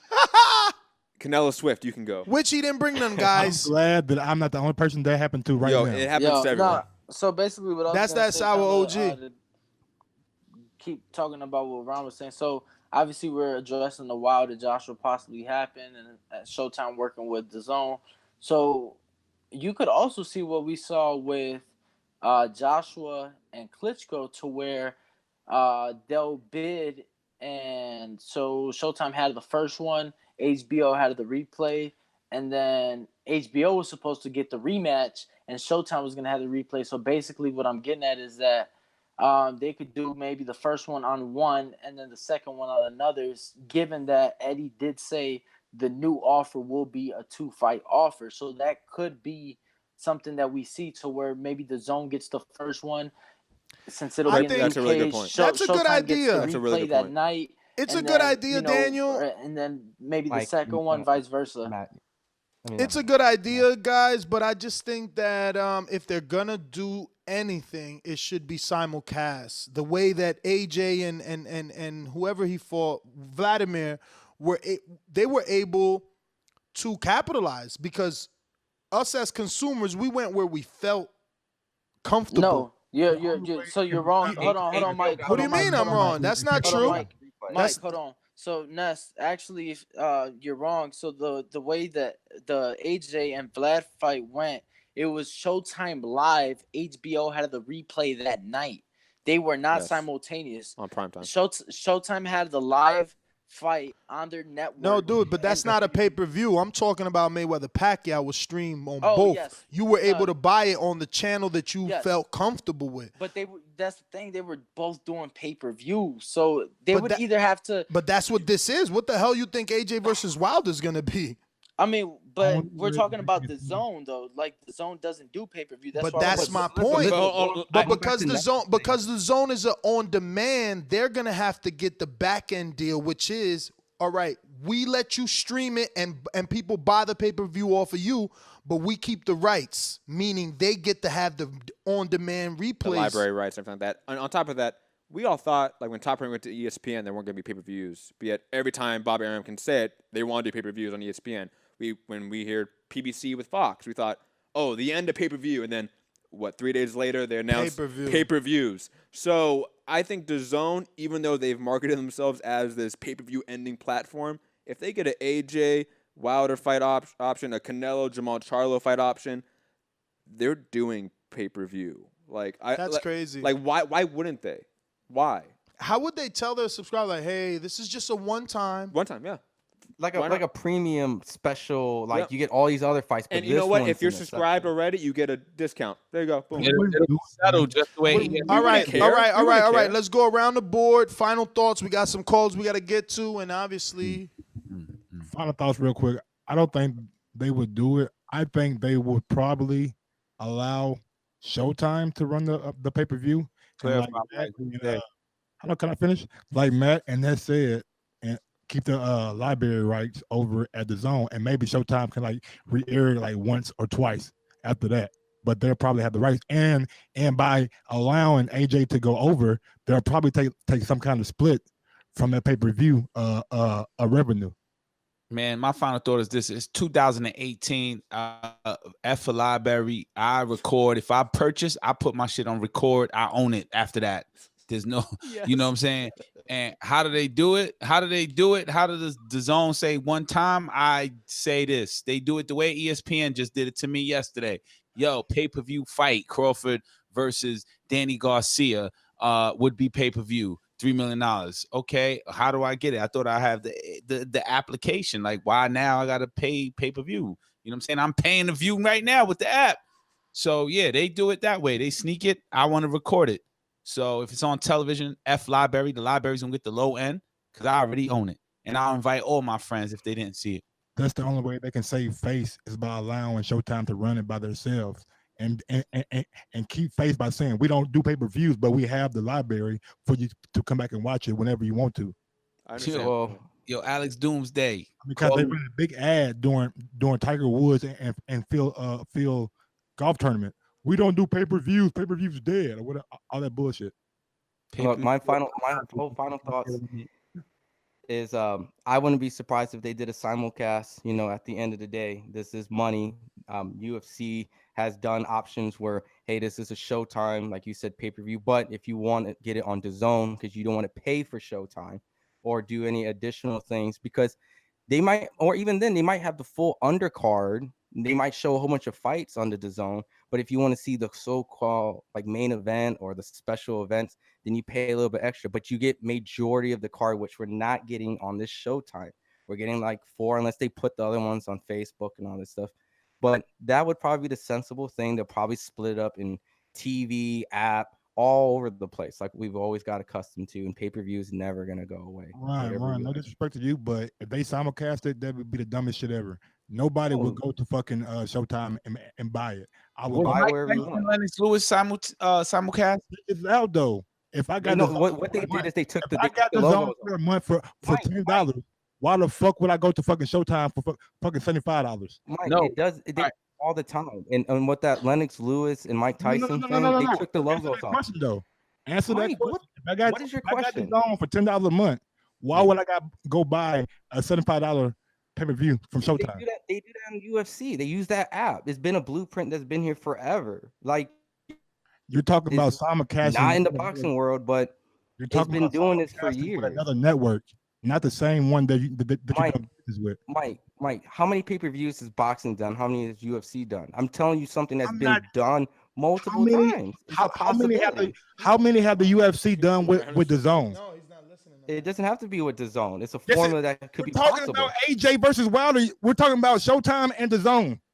Anything's possible, Mike. You're saying all these difficulties of these businesses, and now you're making it seem like these are just easy options. It's logic. If Showtime's going to run Wilder and AJ for $75, and the zone is going to do it at the exact same time for their $10 a month, why in the fuck would I go over to Showtime for it?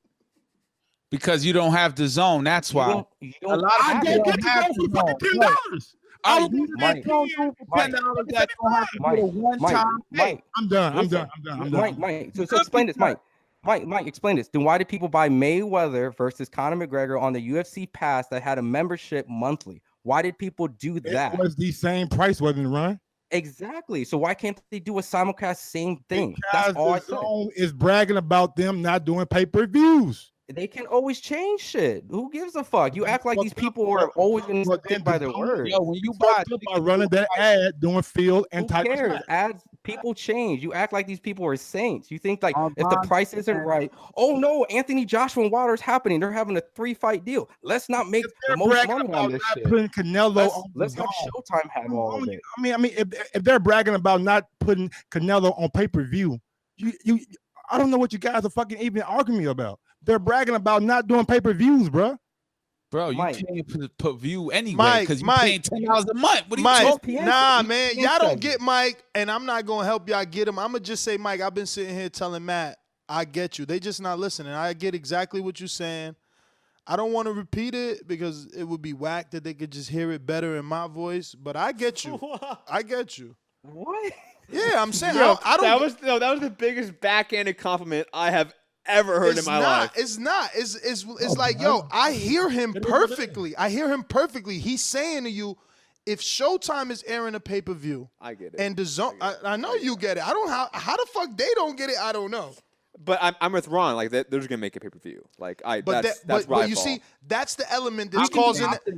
That's the element that's causing you guys to go in circles. Is that Ron is throwing in that hypothetical monkey wrench? Yes. He keeps saying, well, they could always change their mind and do a pay-per-view. See, Mike's argument is based off the mission statement of the zone, and I'm using air quotes saying we're not doing pay-per-view. Quickly, just to add to this, and hopefully Michael Buffer and Canelo did a fucking commercial. Hey, We know, Mike. Hold on, Mike. Let me jump in What here. if Canelo Michael Buffer isn't? Hold on, Ron.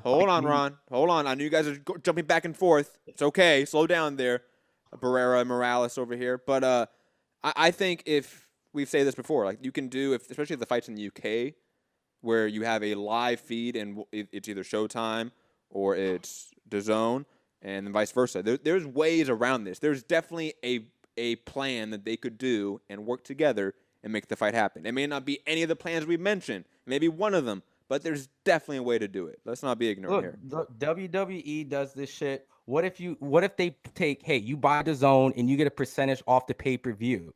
Like, you act like this shit don't exist. Like, they have formulas all over the place. Sure, the concept of this pay-per-view, but when it comes to this amount of money, they can go, hey, if you pay for 6 months of DAZN, you get the pay-per-view. You pay for a year. Like, Mike, this shit happens all over the place. Hey, I will say that because today my whole line in the questioning was making fights happen, how fights had gotten made, specifically Garcia, Spence, and making Wilder versus Ortiz or Wilder versus Joshua. And everyone that I spoke to basically ended in that same statement where it's like, when you're talking about this much money, they'll find a way, Exactly, and pay-per-view is that way. Hey, man, y'all right, bro. Y'all got to get paid, bro. Everybody got to eat. You ain't got to sound so when you down, buy a Mike. ticket- It's not even right or wrong. We're just talking. It didn't happen, Mike. When you buy a ticket, sensitive as hell, Mike. Check your pamper. I'm smiling right now. Check your pamper. You want to see me? Goddamn, nigga, Check your pamper, man. Check that pamper. Let's go to callers. Yeah, let's get some callers, man. We're going to go to our mastermind, Javier. The fake Spanish guy. Javier, you came right off the boat yesterday. Javier got 2 fucking Spanish names. Javier, any day now. Take yourself off of mute anytime. Feel free. We're all waiting on you. Hey, quit motherfucking always coming with that bullshit. Wouldn't you just say your point with this long ass? Oh, come on, Javi. Javi.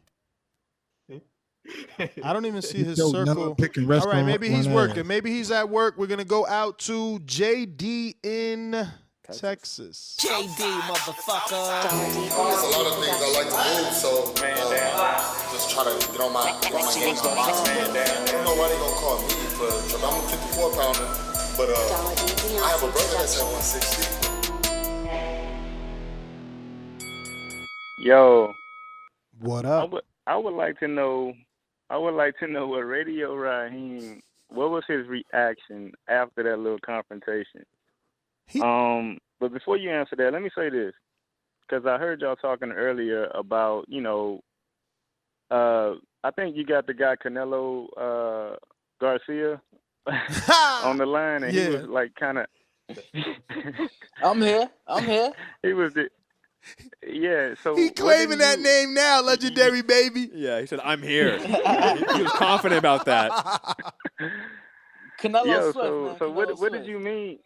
So you think that Deontay was in the wrong, or you think I didn't get your perspective on that? It sounded like you thought Deontay was a little too hard on Radio.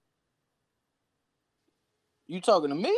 Oh, do you think that Deontay was too hard on Radio Raheem? I don't think it was him that felt that. I think it was Ron, right? It might have been Ron. I think Ron. Yeah, no. Oh, okay. The whole, it definitely wasn't me. I don't even think like he was hard on him. I think he was just expressing himself, brother. Like I think like everything he said was sincere. Like everything he said he meant, and he just wanted Radio Raheem to feel him.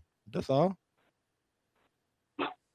Yeah, no, he definitely was kind of hard on him, but it was for good reason. It's almost like I look at it the same way I look at like if somebody says something about, well, we don't, I don't know what disasters happen over in Europe. I'm not, maybe some bombing or something, right? Let me cut you off for a second. I wouldn't say he was hard. Did you look into his eyes when he was saying it, or did you just hear his words?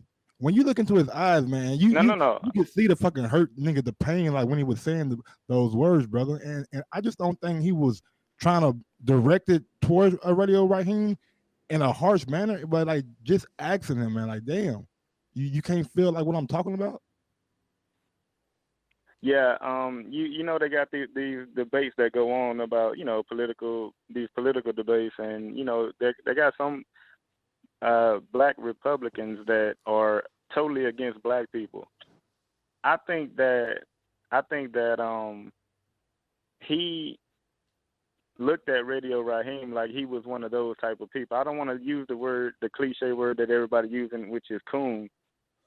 But you used it. I don't want to use it. I'm gonna use it. I mean, he just getting motherfucking no disrespect, but fuck y'all.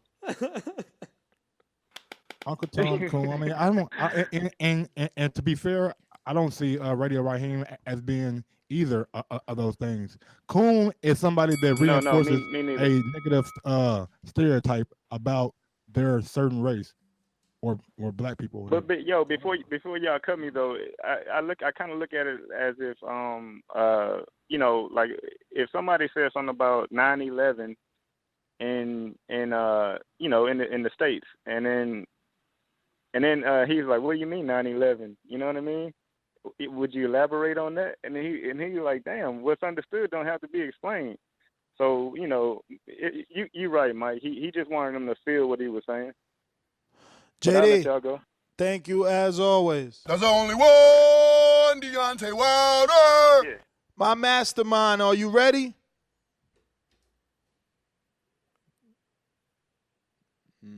I hear him this. I can hear him this loud and clear. You can't hear him for some reason. Oh, we hear him now. You hear me? Yeah. Man, fuck y'all, man. I done called in. Man, y'all niggas tripping. Hey, how we get on AJ Wilder? We was Why you keep bringing up AJ? Never You listen don't want to to the talk about show. AJ. Bring up Wilder and Fury. Y'all the ones who just did the last 30 minutes about it. Yo, But anyway, fam, you got the ability to change the subject, but you come on all here right, talking anyway, about the same I got shit. you. I got you, bro. Y'all niggas is crazy. I don't think y'all understood why Deontay was mad. I mean, he literally, like, how you gonna ask somebody some shit that you know, and he already ain't Deontay Wilder right now. He the bronze bomber a little early, so he ain't really with all the talking no more because they started this shit. I mean, if you look, Fury kind of look a little flustered while they was standing up there, like he didn't know what to do with his hands. When Deontay put his hand up, Fury didn't know what the fuck to do with his hands. This shit was just floating. So he just started doing that shit, putting his head around Deontay's head. That shit was weird. Like, I don't see how people don't see that Fury kind of look really, Fury look like he ain't ready. In my mind, Fury look a little scared to me. So it's like, I don't get it. People like saying Deontay, he too animated. I mean, really, if you think about it, in this Ryan shit, he was animated. He told him he was gonna fucking kill him in the pre-fight. I mean, I like this Deontay. I like when he animated. I like when he aggressive. I like when he gonna tell you what he finna do to you. I think Fury understand that he might have just got into some shit that he ain't ready for. And then he just did an interview with IFL talking about fucking Fury. I mean, Deontay got knocked down twice against Klitschko. What the fuck that got to do with now? Now you just bringing up random shit to just detract that your ass look worried. How the fuck you bring up he got knocked down by Klitschko, and how long ago was this shit? He was bringing up that he got knocked down in amateurs too, knocked out in the amateurs. I mean, what the fuck? That shit, like, what that got to do with now? He ain't lost as a pro. What the fuck? You bringing up he trying to get them pay-per-view buys, daddy. Nah, he trying to make Deontay. He trying to play Deontay, bro. I ain't with that shit. And that 400 years shit was real, bro. It's a lot going on right now. Y'all niggas tripping. Y'all don't understand. Like, Hey, man, let them niggas know what's going on down in Alabama right now, man. Go ahead, Javier. A dude just got shot in the head in the mall for helping people. He was in the military. He got shot in the head in the mall. Police didn't ask him to put the gun down or nothing. Came in, shot him in the head.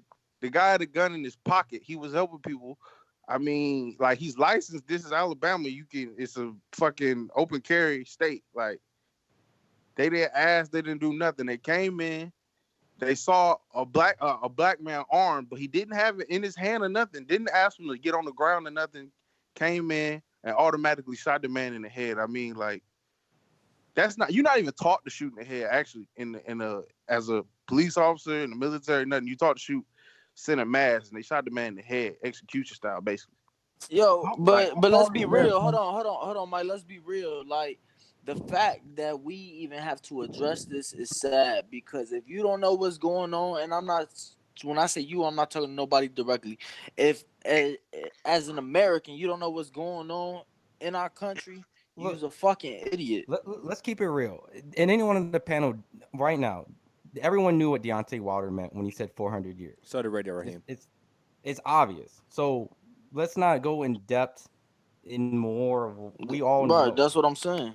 Like this no one on the panel has a dispute on that. Radio Raheem wanted a response, and he got one. I don't think he wanted a response, like a specific. I think he just wanted the elaboration on his specific video. Javier, we be back when you're ready. But quickly, just to add to it, like we as media, we know this. We ask questions because we know we want certain answers. We do, and I think he wanted an answer that was going to create headlines, that was outside of the boxing bubble. Just like when I asked Deontay about stuff like this, when I asked him about him marching in Chicago and stuff like that, you want a guy like Deontay to speak on things that are mattering. This bigger picture. And I don't think Radio Raheem. I don't think Radio Raheem cares at all, Daniel, because on his Facebook he's got the screenshot of Deontay Wilder looking like he's about to eat him. And even though it wasn't the exact response he wanted, he got a response that's still going viral. And we're still talking about it. He attached that same picture to his video with the link. Like he don't care. Yeah, everyone's good over there. All right, callers. Hurricane Ray, Miami. What up, Hurricane? What? I heard that. Yo, be quiet. That's my son. Hey, yo, what's up, man? Your shit, block talk working today.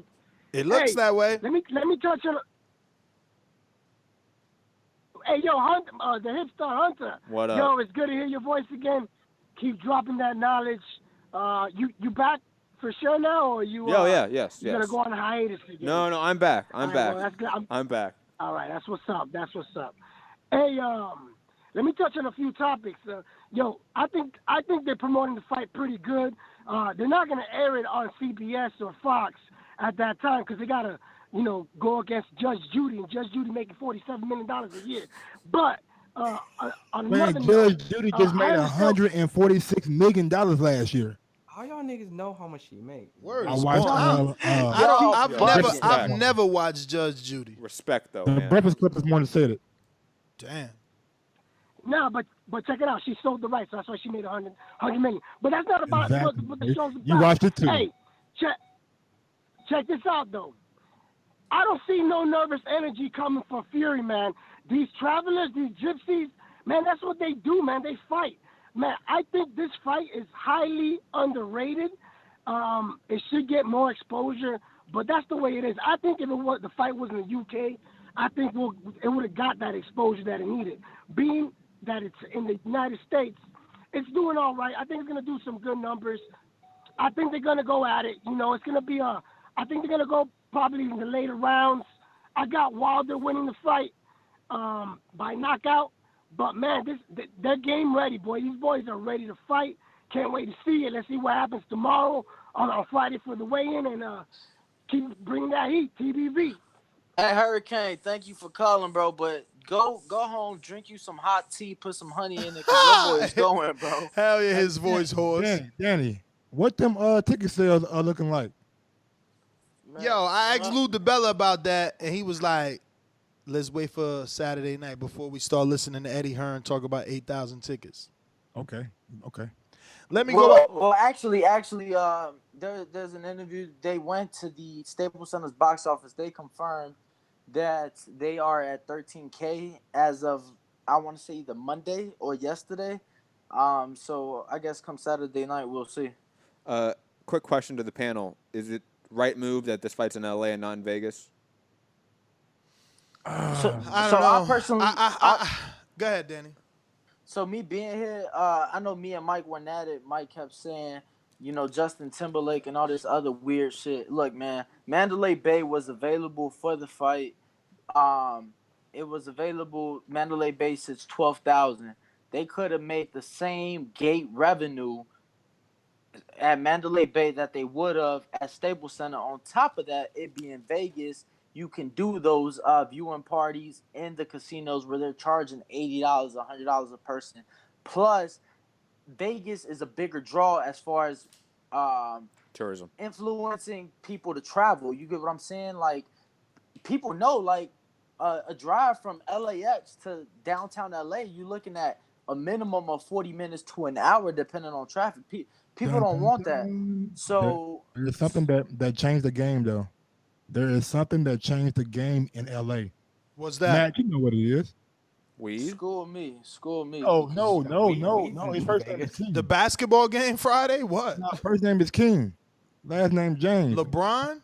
Anytime LeBron comes anywhere, that brings the But fucking it's- city's revenue that much higher. No, Because people come to that city Well, just to play. guess what? The same. And by guess- piggybacking off of a basketball game on Friday night, and hopefully you can get some of that residual, may work in your hand, and then maybe you can get a whole nother demographic of fans. I would say Vegas, man, because when we were at that Canelo Triple G, there was a lot of people from Europe that came support Yo, that fight. and if you want to talk about King James was at the fucking Canelo fight too. Do you think Justin- he put, like, bro, that ain't got shit to do with you know, it. Timberlake. there's no difference there. He's You playing know, in you LA guys Friday know. night. It don't fucking matter. He playing Friday night. He could hop on a PJ hour flight to Vegas and be at the fight Saturday, and hop on a PJ back people to that- LA for the game Pe- Sunday. people that watch LeBron James It's not aren't the about people- LeBron going.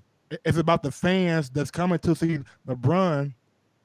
But Mike, Play. the fans that watch LeBron aren't the fans that spend $75 to watch a boxing Who pay-per-view. knows though? Who knows if they do like a Fury and Wilder face off tomorrow or Friday at the game? That could change anything, Matt.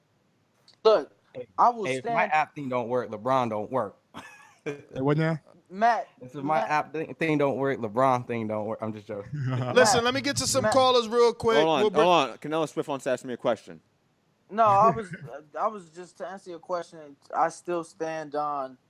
It should be. Look at this shit, yo. Like, there is literally, out of the sections available that were open, 60% of them still have tickets available. That's just crazy to me. Like, the shit would have been sold out if it was at Mandalay Bay. Same gate revenue, and plus what you making in the casinos. It should have been Vegas at Mandalay. But go ahead, Ness.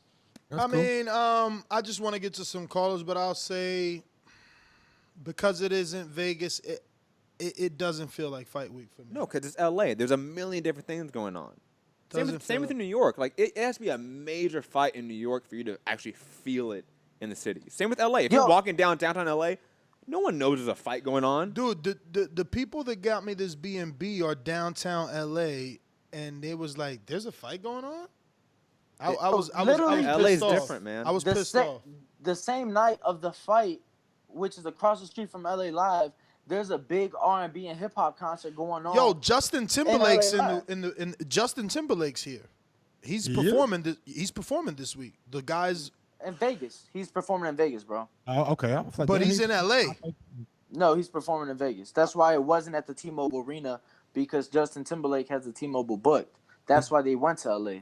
I don't know. But These he guys, might- he these might- guys, he might have LA dates Yeah, on. these guys are saying that he's performing this week in LA. Well, hold on. This week is not different. Is very different than Saturday. He could definitely have two shows on Monday, You right. Tuesday, You right. and then travel to Vegas I mean, for I the got weekend. I got here Come on. Tuesday, so he's probably got a show Thursday, Friday, then going to Vegas Saturday. Who Yep. knows? Yeah, that's what it is. You right. Shout out to Justin Timberlake.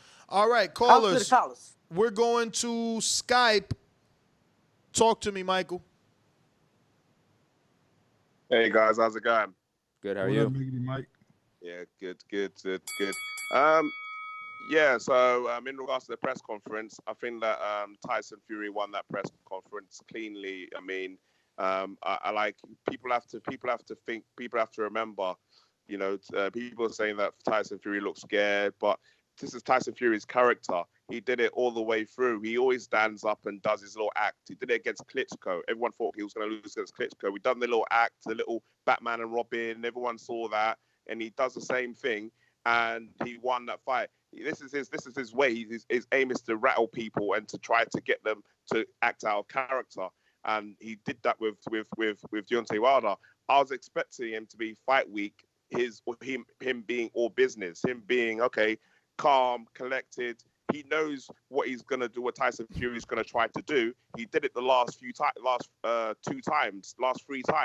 So now it's fight week. He should be calm and collected, but he wasn't.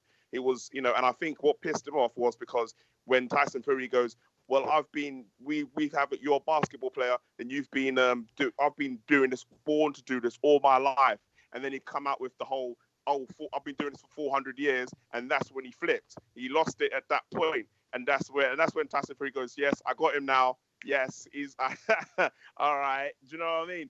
And he should have just kept quiet because he knows what Tyson Fury's trying to do. So I was a little bit annoyed that Deontay Wilder tried it. And at the end of the day, if you're going to bring up this 400-year stuff, own it and come out and say what you mean. Don't come out here and just say, 400 years and then just chicken up because Radio Michael, do you know what I mean? Sad of you as a black man to say what you mean. How the fuck don't you know? How don't you know what 400 years means? No. When a black man says my ancestors have been fighting for 400 years, what more elaboration do you need? No, I mean, if someone asks you a question, you have to elaborate. If it was a white person, what are you going to say? You know what Michael, I mean? You would have said it, right? Michael, you just fundamentally have a flawed argument there. You don't have to answer any questions if you're a fighter. Like why raise the issue if you're not going to explain your issue? Well, Coogan doesn't answer questions. Don't come out and raise an issue if you're not ready to explain your issue. Well, you have to. If you're going to say words are very important. If you're going to say something, you finish it. Don't come out and say, 400 years, and then if someone asks you a question about it, you're being all like, oh yeah, you know. It's like, no, don't be an idiot about it.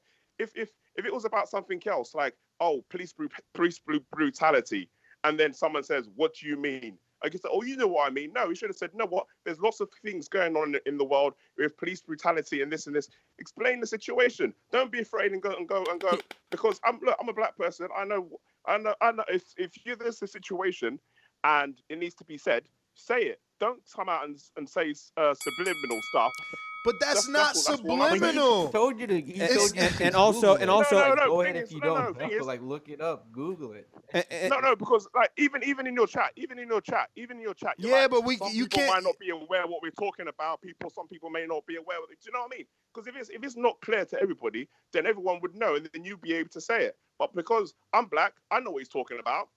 But there's going to be people there that's not going to know what he's talking about. So if that's the case, then he should own that situation and explain to people what he's talking about. Because Radio Raheem knows what he's talking about, but Radio Raheem knows there's going to be people out there that's not going to know what he's talking about.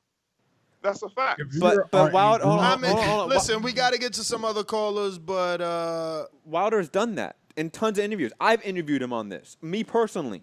So you can't say he hasn't talked about this. He has. He was heated after. Let me finish my point. Let me finish my point. He just came off of a almost brawl with Tyson Fury on stage, and to have a fellow black man ask him an obvious question, I think he was already heated. He's going to get more heated. I think that's completely understandable. No, it's not. No, I don't think I'm a black person, so I know. I understand that when someone asks you a question, Radio Raheem, he knows that Radio Raheem asked him because he's not saying because he knows he doesn't know. He's asking to explain because he wants Deontay Wilder to say what he means, and also because he wants it to be him to be the first person to have it so he can post it on his page. I know what the situation is, but what I'm saying is that as a black person, if I feel whatever the issue is, oppressed or racist or whatever the situation has happened, and someone comes to me, black or white, I'm going to use this platform to raise the issues. What I feel that's been going on. Well, look. We know one thing. We know one thing. That's what I'm saying. Don't come out and say, you know. It's like, well, say it then. We know Coogan wouldn't have asked that question. We know that much. And we know Coogan doesn't answer questions. We know that. Coogan's on the fence. We know that. You already said it already. He's on the fence. He doesn't do that kind of thing. Do you know what I mean? You know what I think? I think that... Michael, we got to get to other callers. Please mute yourself. Thank you. We're going out to Detroit Stainless. Hold that thought, Ron. We got to keep these lines moving. Shit, this show taking longer than... We had Enrique on. What up, D-Town? Where did Enrique go? He got his little 2 minutes of fame and bounced again. Straight to the point for those with attention deficit. I'm so repetitive, so I gotta repeat. Stainless from the streets to the deep. I'm coming with that heat. All you need to know about me, I'm coming with that heat. Yo, TBV, what up? What up? What up? Man, you already know, man. I'm trying to calm down after that last dumbass caller, man. Drinking all that fucking pound water, sounding like a duck. My bad.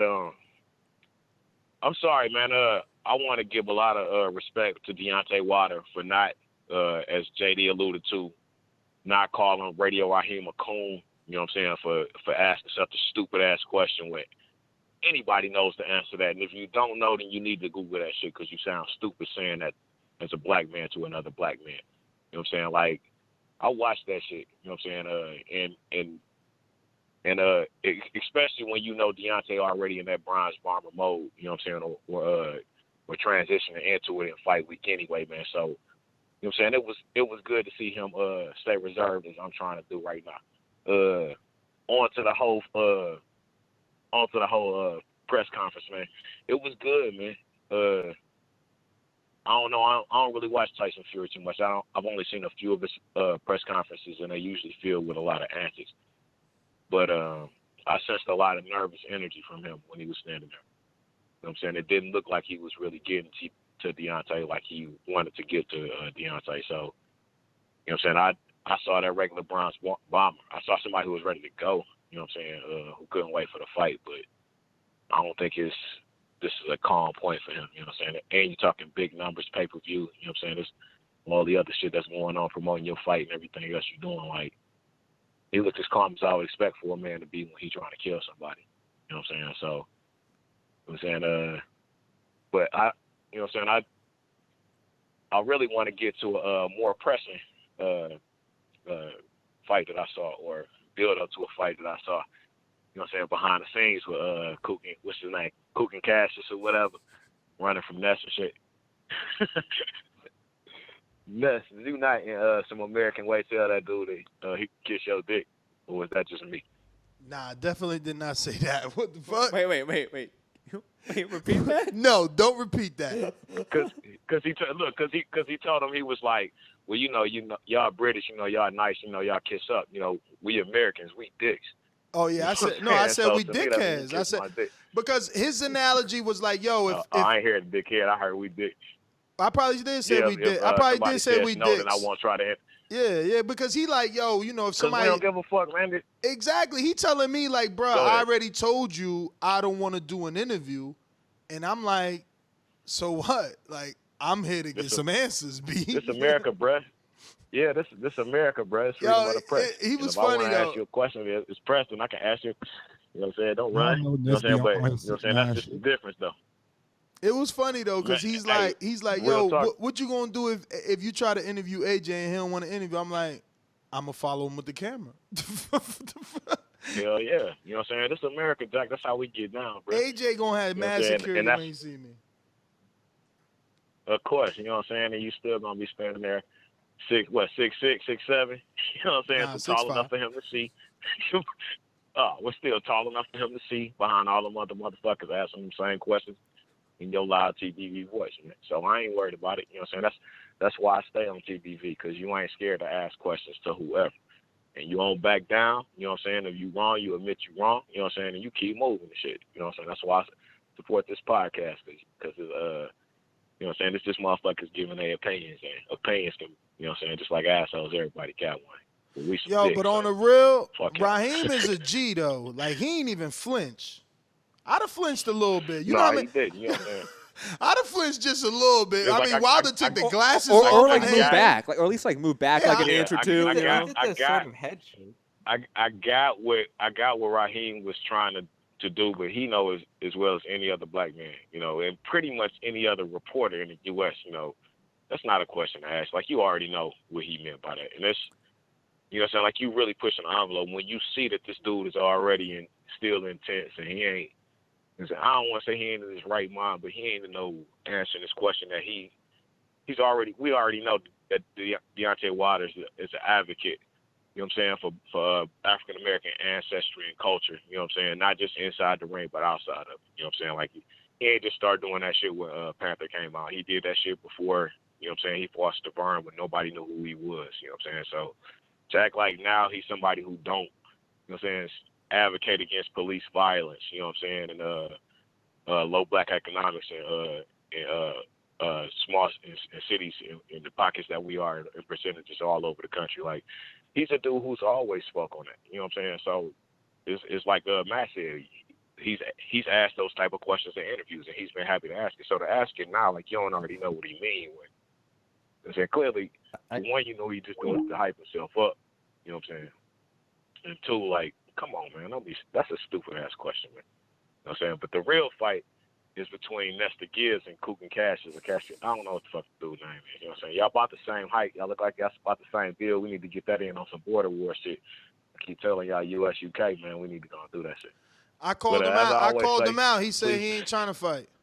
You ain't on his level yet, I know man. he slick tried to look past you, bro, but he slick tried to look past you. I don't know who the dude you was interviewing. He was in a wheelchair. He sounded like he was British though, but he sounded Nate, like Nate. he was trying to Nate look there? past you. Nate was there. Yeah, Nate was there. I said motherfucking Nate, man.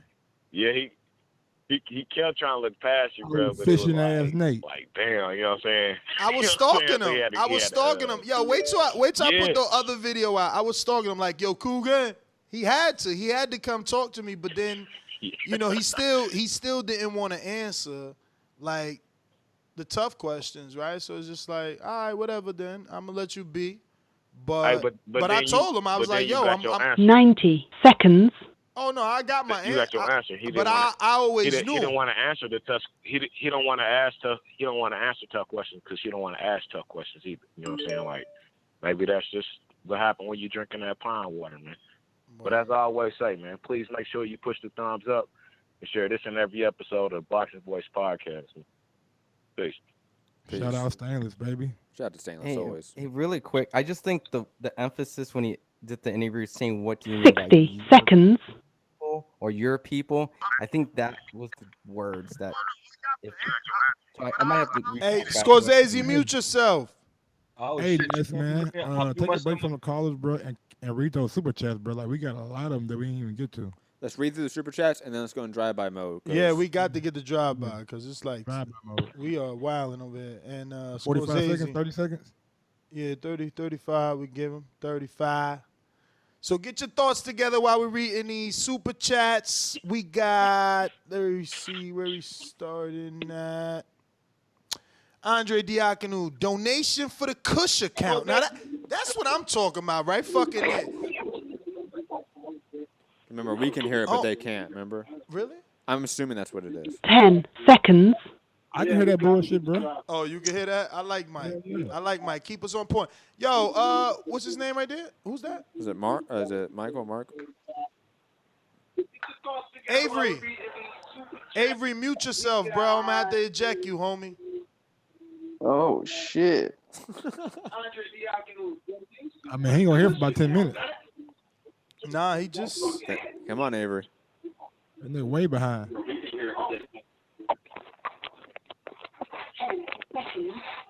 Oh, that was also me. So the other background noise was Stainless. I never unmuted him. All right, Yo, now you just dropped the ball both ways. Didn't now we good. Everybody's muted. Super chats. We're gonna go to the super chats and we're doing drive-by. Drive-by. Yes. So get your thoughts in order. Poor Santiago's been there. Now he got to be on drive-by. Y'all ain't shit. We going to Andre Diakonu, who said again, this is a double thank you. Donation for the Kush account. And we need some because fucking Matt came with no weed. How you live in LA come with no weed? And I'm not from LA. I have weed, but you don't like smoking out of the pen. You know that. He's supposed to. That's not. Thank you. That's not fucking weed. Talking about a pen. Get out of here. Bo in Bama.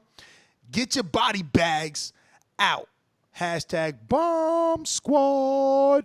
Joseph Rodriguez Gracies or Gracies says Fury is in Wilder's head right now, and the moment is getting to Wilder, but he will still be victorious Saturday night. Fireman says, respect TBB, welcome back, Matt. Cash on some BS. Jack Killsby, or what is it, Jack Kills? I don't know. Jack. Not Jack is the truth either. This is Jack the hater. MVP of the press conference is Fury, bro. Trying to fight everyone while on crutches. So I guess he meant Fury's brother, right? Then we got another one from Jonathan Sims says, wait, is that Matt? Is he back? Or nah? Hashtag no. No mad in boxing? I guess no being mad in boxing because he put an emoji face of the mad face. Jonathan comes back with another super chat. Says, Ness is ignoring super chat. Laugh out loud. Where's MD? We got to get the old gang back. Nah, we good, fam. Welcome back, Maddie. Hope you're back for good. Hashtag no feelings. Ness is just Ness. That is true. That is definitely true. Ness is just Ness. Yeah, this is just me, yo. I don't mean any harm. I come in peace. All right, so 30-second drive-by. We're going to Dominic in Seattle. Yo, what's up? I think this press conference was good. I mean, everybody's saying that Tyson Fury is getting in Wilder's head. I don't believe that. Once Deontay Wilder said something about some coke, he flipped. Tyson was just starting to talk real smack. And then when he was in his face, he was looking hella nervous. Dude's face was super red. His hands were moving around like he was scared. I don't know. But I feel Deontay Wilder, when he mentioned the 400 years, he's basically saying that everybody's been talking about how Tyson Fury is known and Deontay Wilder isn't. And in America, black fighters are not really known unless they're hated the most. And no one really knows Deontay Wilder, and they act like it offends him. So he basically brings up some stuff like that, 400 years, we've been fighting to be somebody in America for years. If a motherfucker come here and say, I ain't nobody, they ain't going to hurt me. And I felt him when he said that too. So this is going to be a big fight. I said back in the day, they're going to bring some race shit into it, but I mean, it's going to be big because that's what America likes, is race. So that's my call. And Cut it. Dominic, Goddamn. we love you. More than a drive-by? Santiago, talk to me. Hey guys, so watched the press conference, pretty much played out the way I thought it was going to play out, as it has been all along ever since the Spilka fight, and I just hope that I'm able to catch the weigh-in live on Friday. Definitely, if we're in the area, would love to get together with you, brother. Look forward to Saturday. For sure, brother. Can't wait to see you, man. Hope it is soon. Santiago, thanks for calling in. We're going to go out to Skype. Info Josie. Never mind. Mr. Info Joe. This portion of the show we call In the Mr. Know, Info Joe. presented by my brother. The voice show of without the Info people, there Joe. is no equal. What up, Mike, Matt, good to hear you back What on up, the show, Joe? bro. What up, Ron, Daniel? Yo, Ness, I'm glad you back in L.A., man. I'm bringing my chessboard Saturday to kick your ass, man. you owe He's still me, bitter you owe about me that. one, man. He's still bitter about that. It's been like a year. Yes. Because of my border wars fight, man. But I'm kicking your ass. I'm bringing my board. Yo, Ness had a fight too. Bring it. Let's do it. Yo, shout out to the boxing guys, man. This was one of the most entertaining press conferences I've seen in recent times. If the fight is half as entertaining as the press conference, I'll be happy. I think Showtime did a good job, man, in promoting this fight, man. It's on all the radio stations. From this press conference alone, it's going to galvanize even more people to pay for that fight, man. I had people call me and never talk about boxing, call me about this fight. I did think that Tyson Fury did piss Deontay Wilder off, the king of Wakanda, and the king of Wakanda, man, was acting in beast mode. Hey, Radio Raheem, he did trip, man. As a black man, to ask another black man, it's like, what the fuck are you talking about? He's gonna go back and think about it once he thinks about it. Like, why did I ask him that? At the same token, I do agree with the other caller. For those who don't know, Wilder should have explained himself, though. For those who don't know, because there are some ignorant. Hey Joe, you know, if you live in America, what the fuck do you? Joe, you know you were OG, man, so we let you get a hell of a bunch of minutes. And we didn't even start the clock. And so. I didn't want to hit you with the cut it, but we got to get to some other people. But y'all at like 400 years, black people. That's hard. Google that shit. It's easy. Look what pop up. If Raider Raheem wasn't like a U.S. journalist, it would be different. Like like if he was a UK journalist, I would kind of give him some more slack. But he's a U.S. journalist. If he was a black UK journalist, he better not ask that stupid shit either.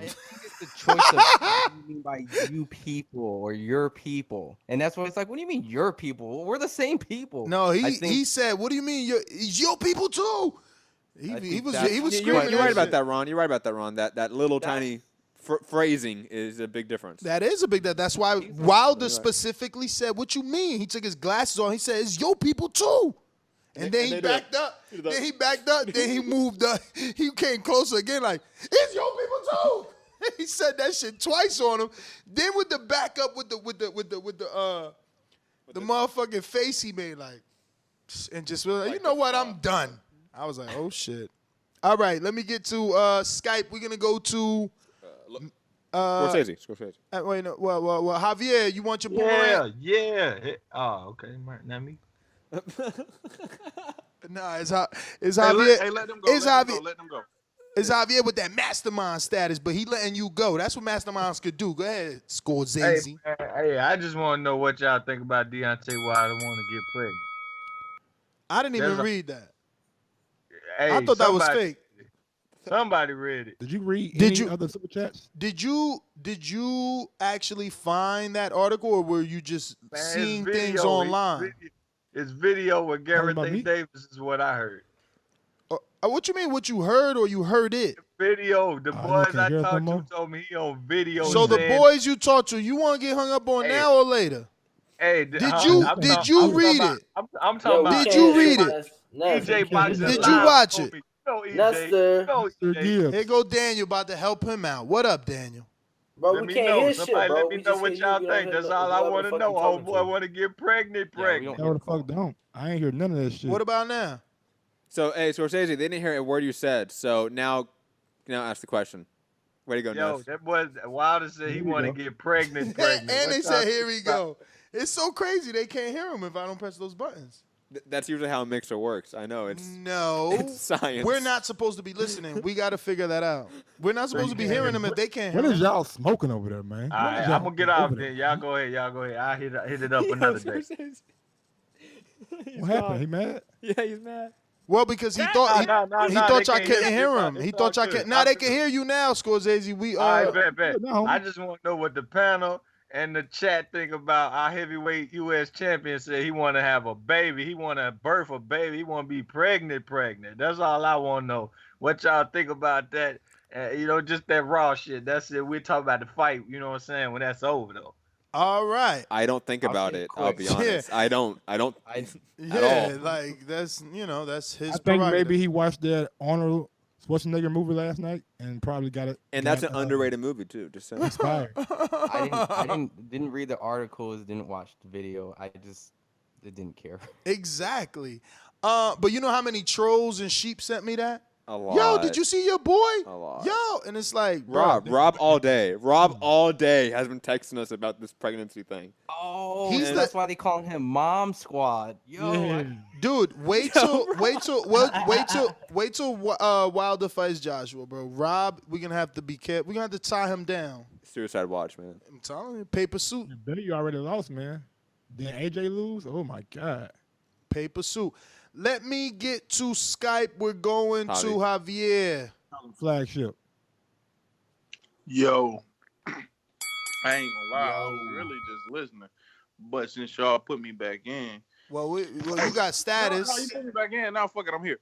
35 seconds, nigga. You better hurry up. It's cool, bro. Hold on. Hey, Deontay got hey, Alabama gave him some 25 seconds right now, baby. Man, nigga, you cut me off one more time. 18 seconds, baby.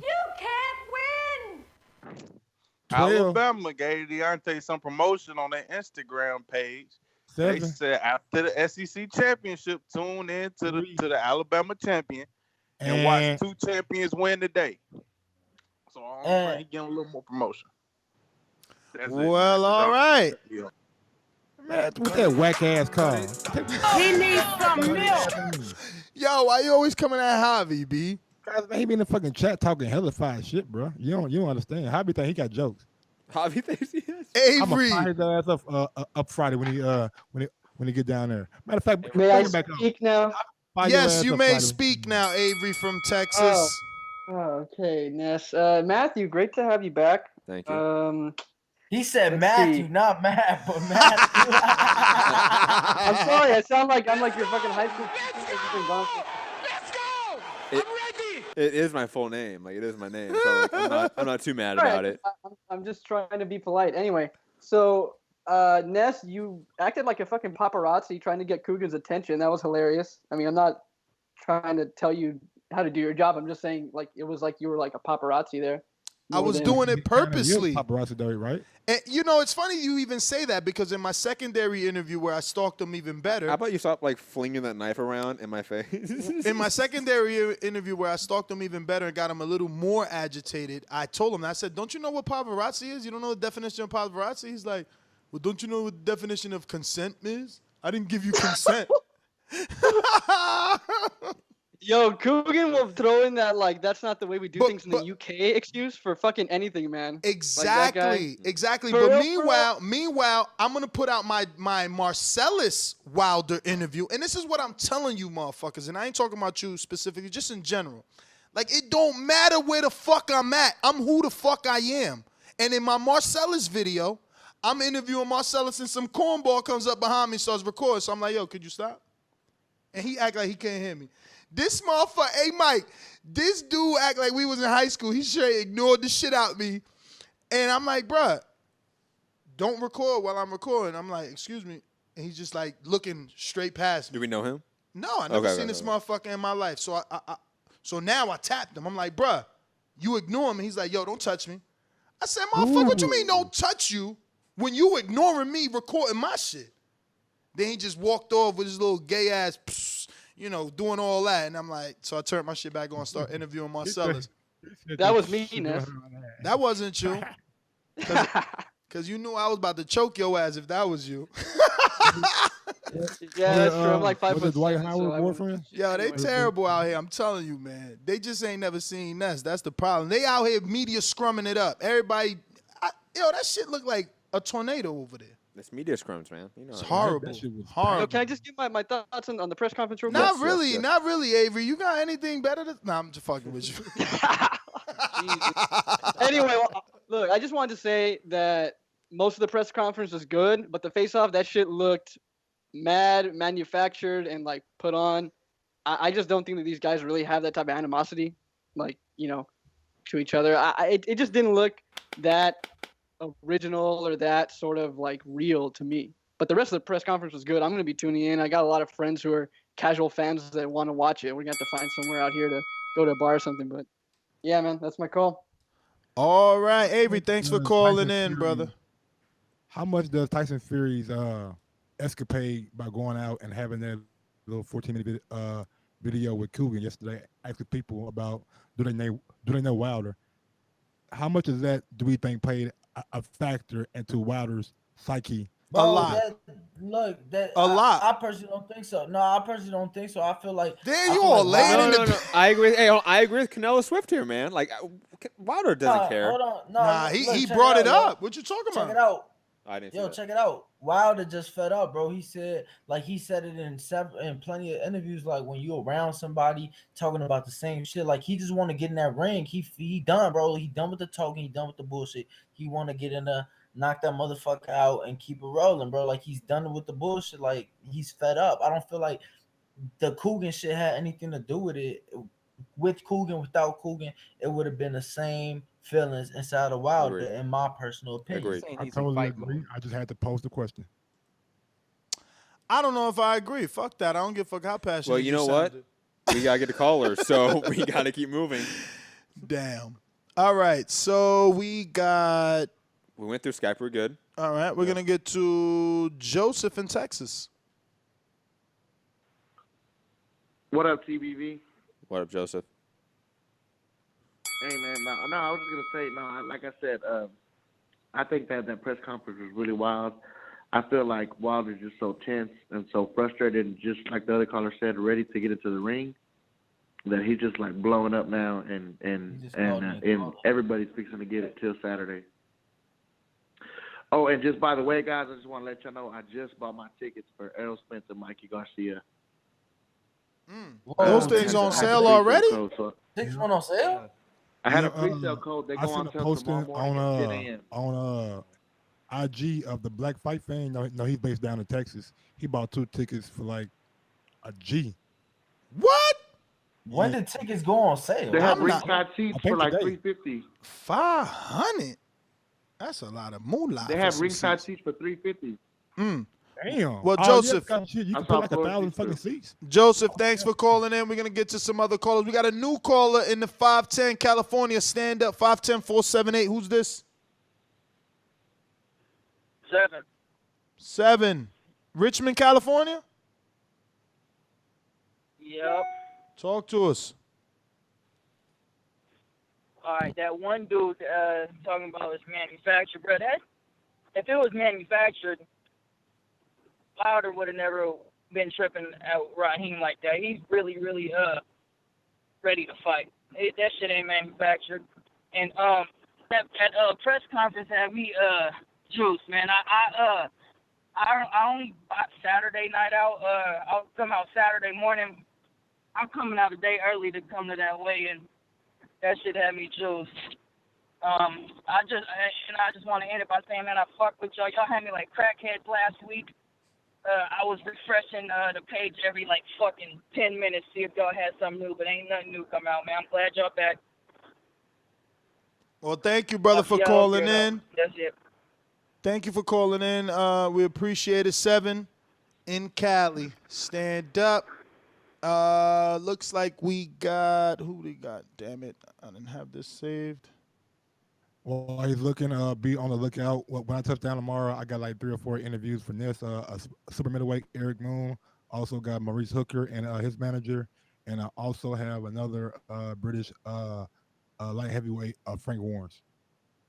London something. Forgot his last name. Lyndon Arthur, I believe. Wow, Mike. Lyndon Arthur, yeah, Lyndon Arthur. I want you to check out this interview I did with London something. I haven't did it yet. So yo, hey, that's like the other day. After he interviewed Clarissa, he like, yo, so who else is on that December 8th card when it's Clarissa? I'm like, bro, you just interviewed her. How do you not know when she's fighting? I forgot the damn quick, bro. That's all that Reggie you smoking, bro. Got me fucked up, bro. Don't ever disrespect Mike like that again. Don't ever. Man, you out here smoking that bullshit, B. We going to 740, 412. First time caller. Yeah, Anthony. Anthony, where you calling in from? First time caller. What's up? Circleville, Ohio. Ohio, talk to Circle Bear? No. Circleville. Oh, Circleville. Ville. Okay, talk to us, Anthony. God damn it. I think this is going to be a good fight and a good card for sure. The Klitschko-Fury fight, you know, it was Fury's finest moment, but I thought it was a pretty shitty fight, and I wasn't impressed with Fury at all. And Klitschko, you know, it was a bad matchup for him. He's always been a passive fighter, and Stewart was always telling him, like, oh, Vladimir, you got to throw more punches, blah, blah, blah. And he was always like, Emmanuel, I'm trying, you know.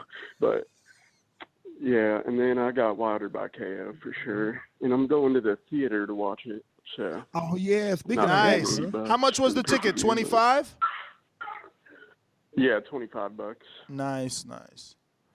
Well, and then I think they're putting the whole card.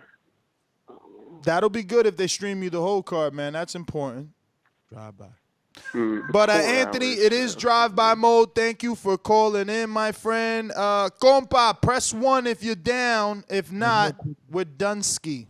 Real quick, I did see a commercial in between my YouTube videos of the Wilder promoting the movie theater, Fathom Events. So if you got a Fathom Events in your area, and you want to go see the fight and not pay $75, you can go to the movies and see it on the big ass screen. You know, I don't have a Fathom Events in my area, bro. So whack. I might have one. And I've never watched a fight at a movie theater. You know, I mean, that'd be a dope experience. I think it would be too. I'm just obviously too invested in the sport that I want to be doing immediate reactions. But one day I would love to go to a movie theater with a group of people though. Like this would be dope to watch it on a big screen, like that big. I was in Fern's house and he had a fucking huge projector. I'm like, damn, that would be dope. Well, the problem with going with a group to the movie theater is that it's $25 per person, right? True. So you get to 3 or 4 people, you're already spending more than the pay-per-view. Why not just buy the pay-per-view if you have that many people, have a house party? Well, it's the size and the experience. Movie theater. Here's the thing: do you have a movie theater? Yeah, imagine watching this shit in IMAX, bro. Them punches landing in IMAX. Holy fuck! Yo. And especially if you get an IMAX theater like where I'm from, the seats move. Like I may echo what Mike said about DAZN versus Showtime. Why the fuck would I pay $100 for 4 of us to go see Wilder and Fury in a movie theater when I can pay $75 and we can all see it in my home? We can drink what we want, smoke what we want, have a good time. You know, it just. Come on. Dan, we could smoke in your house. We about to move the fight party to Matt house. Fuck this. Smoke party, watching Wilder, Fury, fucking around. Everybody fall asleep before the results. That would definitely happen. Is there like a balcony over there? Like we can go ain't no balcony. There's a window to throw you out of, but ain't no balcony. What the fuck? No balcony. Gotta go outside to smoke, nigga, downstairs and shit. Downstairs. But you know what? They've been pretty cool. Like, no one's been fucking around. What about rooftop? There is, but we can't find it. Maybe Matt can find it. But I've been seeing pictures all over the fucking building of the rooftop with a jacuzzi at that. I haven't seen it, though. Oh, yeah, we definitely find that motherfucker. It could be just that this is a sister building of another building, and they showing the pretty pictures in this one to get you to go to the other one. Who knows, bro? Or maybe it's you like a just condo. This is like a condo complex. Normally how it works, you go to the elevator and push R for like roof. I didn't see an R. That's what I'm saying. But they do got the P's for the parking garage. That's what I'm saying. I really think that the picture, I think that the picture's selling dreams, but you know, it is what it is. So is Fury. Yes, and on that note, I'm Matt the Hipster Hunter. You can find me at Matt Hunter MCR, all platforms, Mixed Comment Radio, my other channel. And of course, I'll be here always. And of course, we're going to be doing a lot of shows this week. Ness in town, I'm in town. My equipment's here. It's going to stay here overnight, obviously. Planning to come bright and early in the morning and do a show.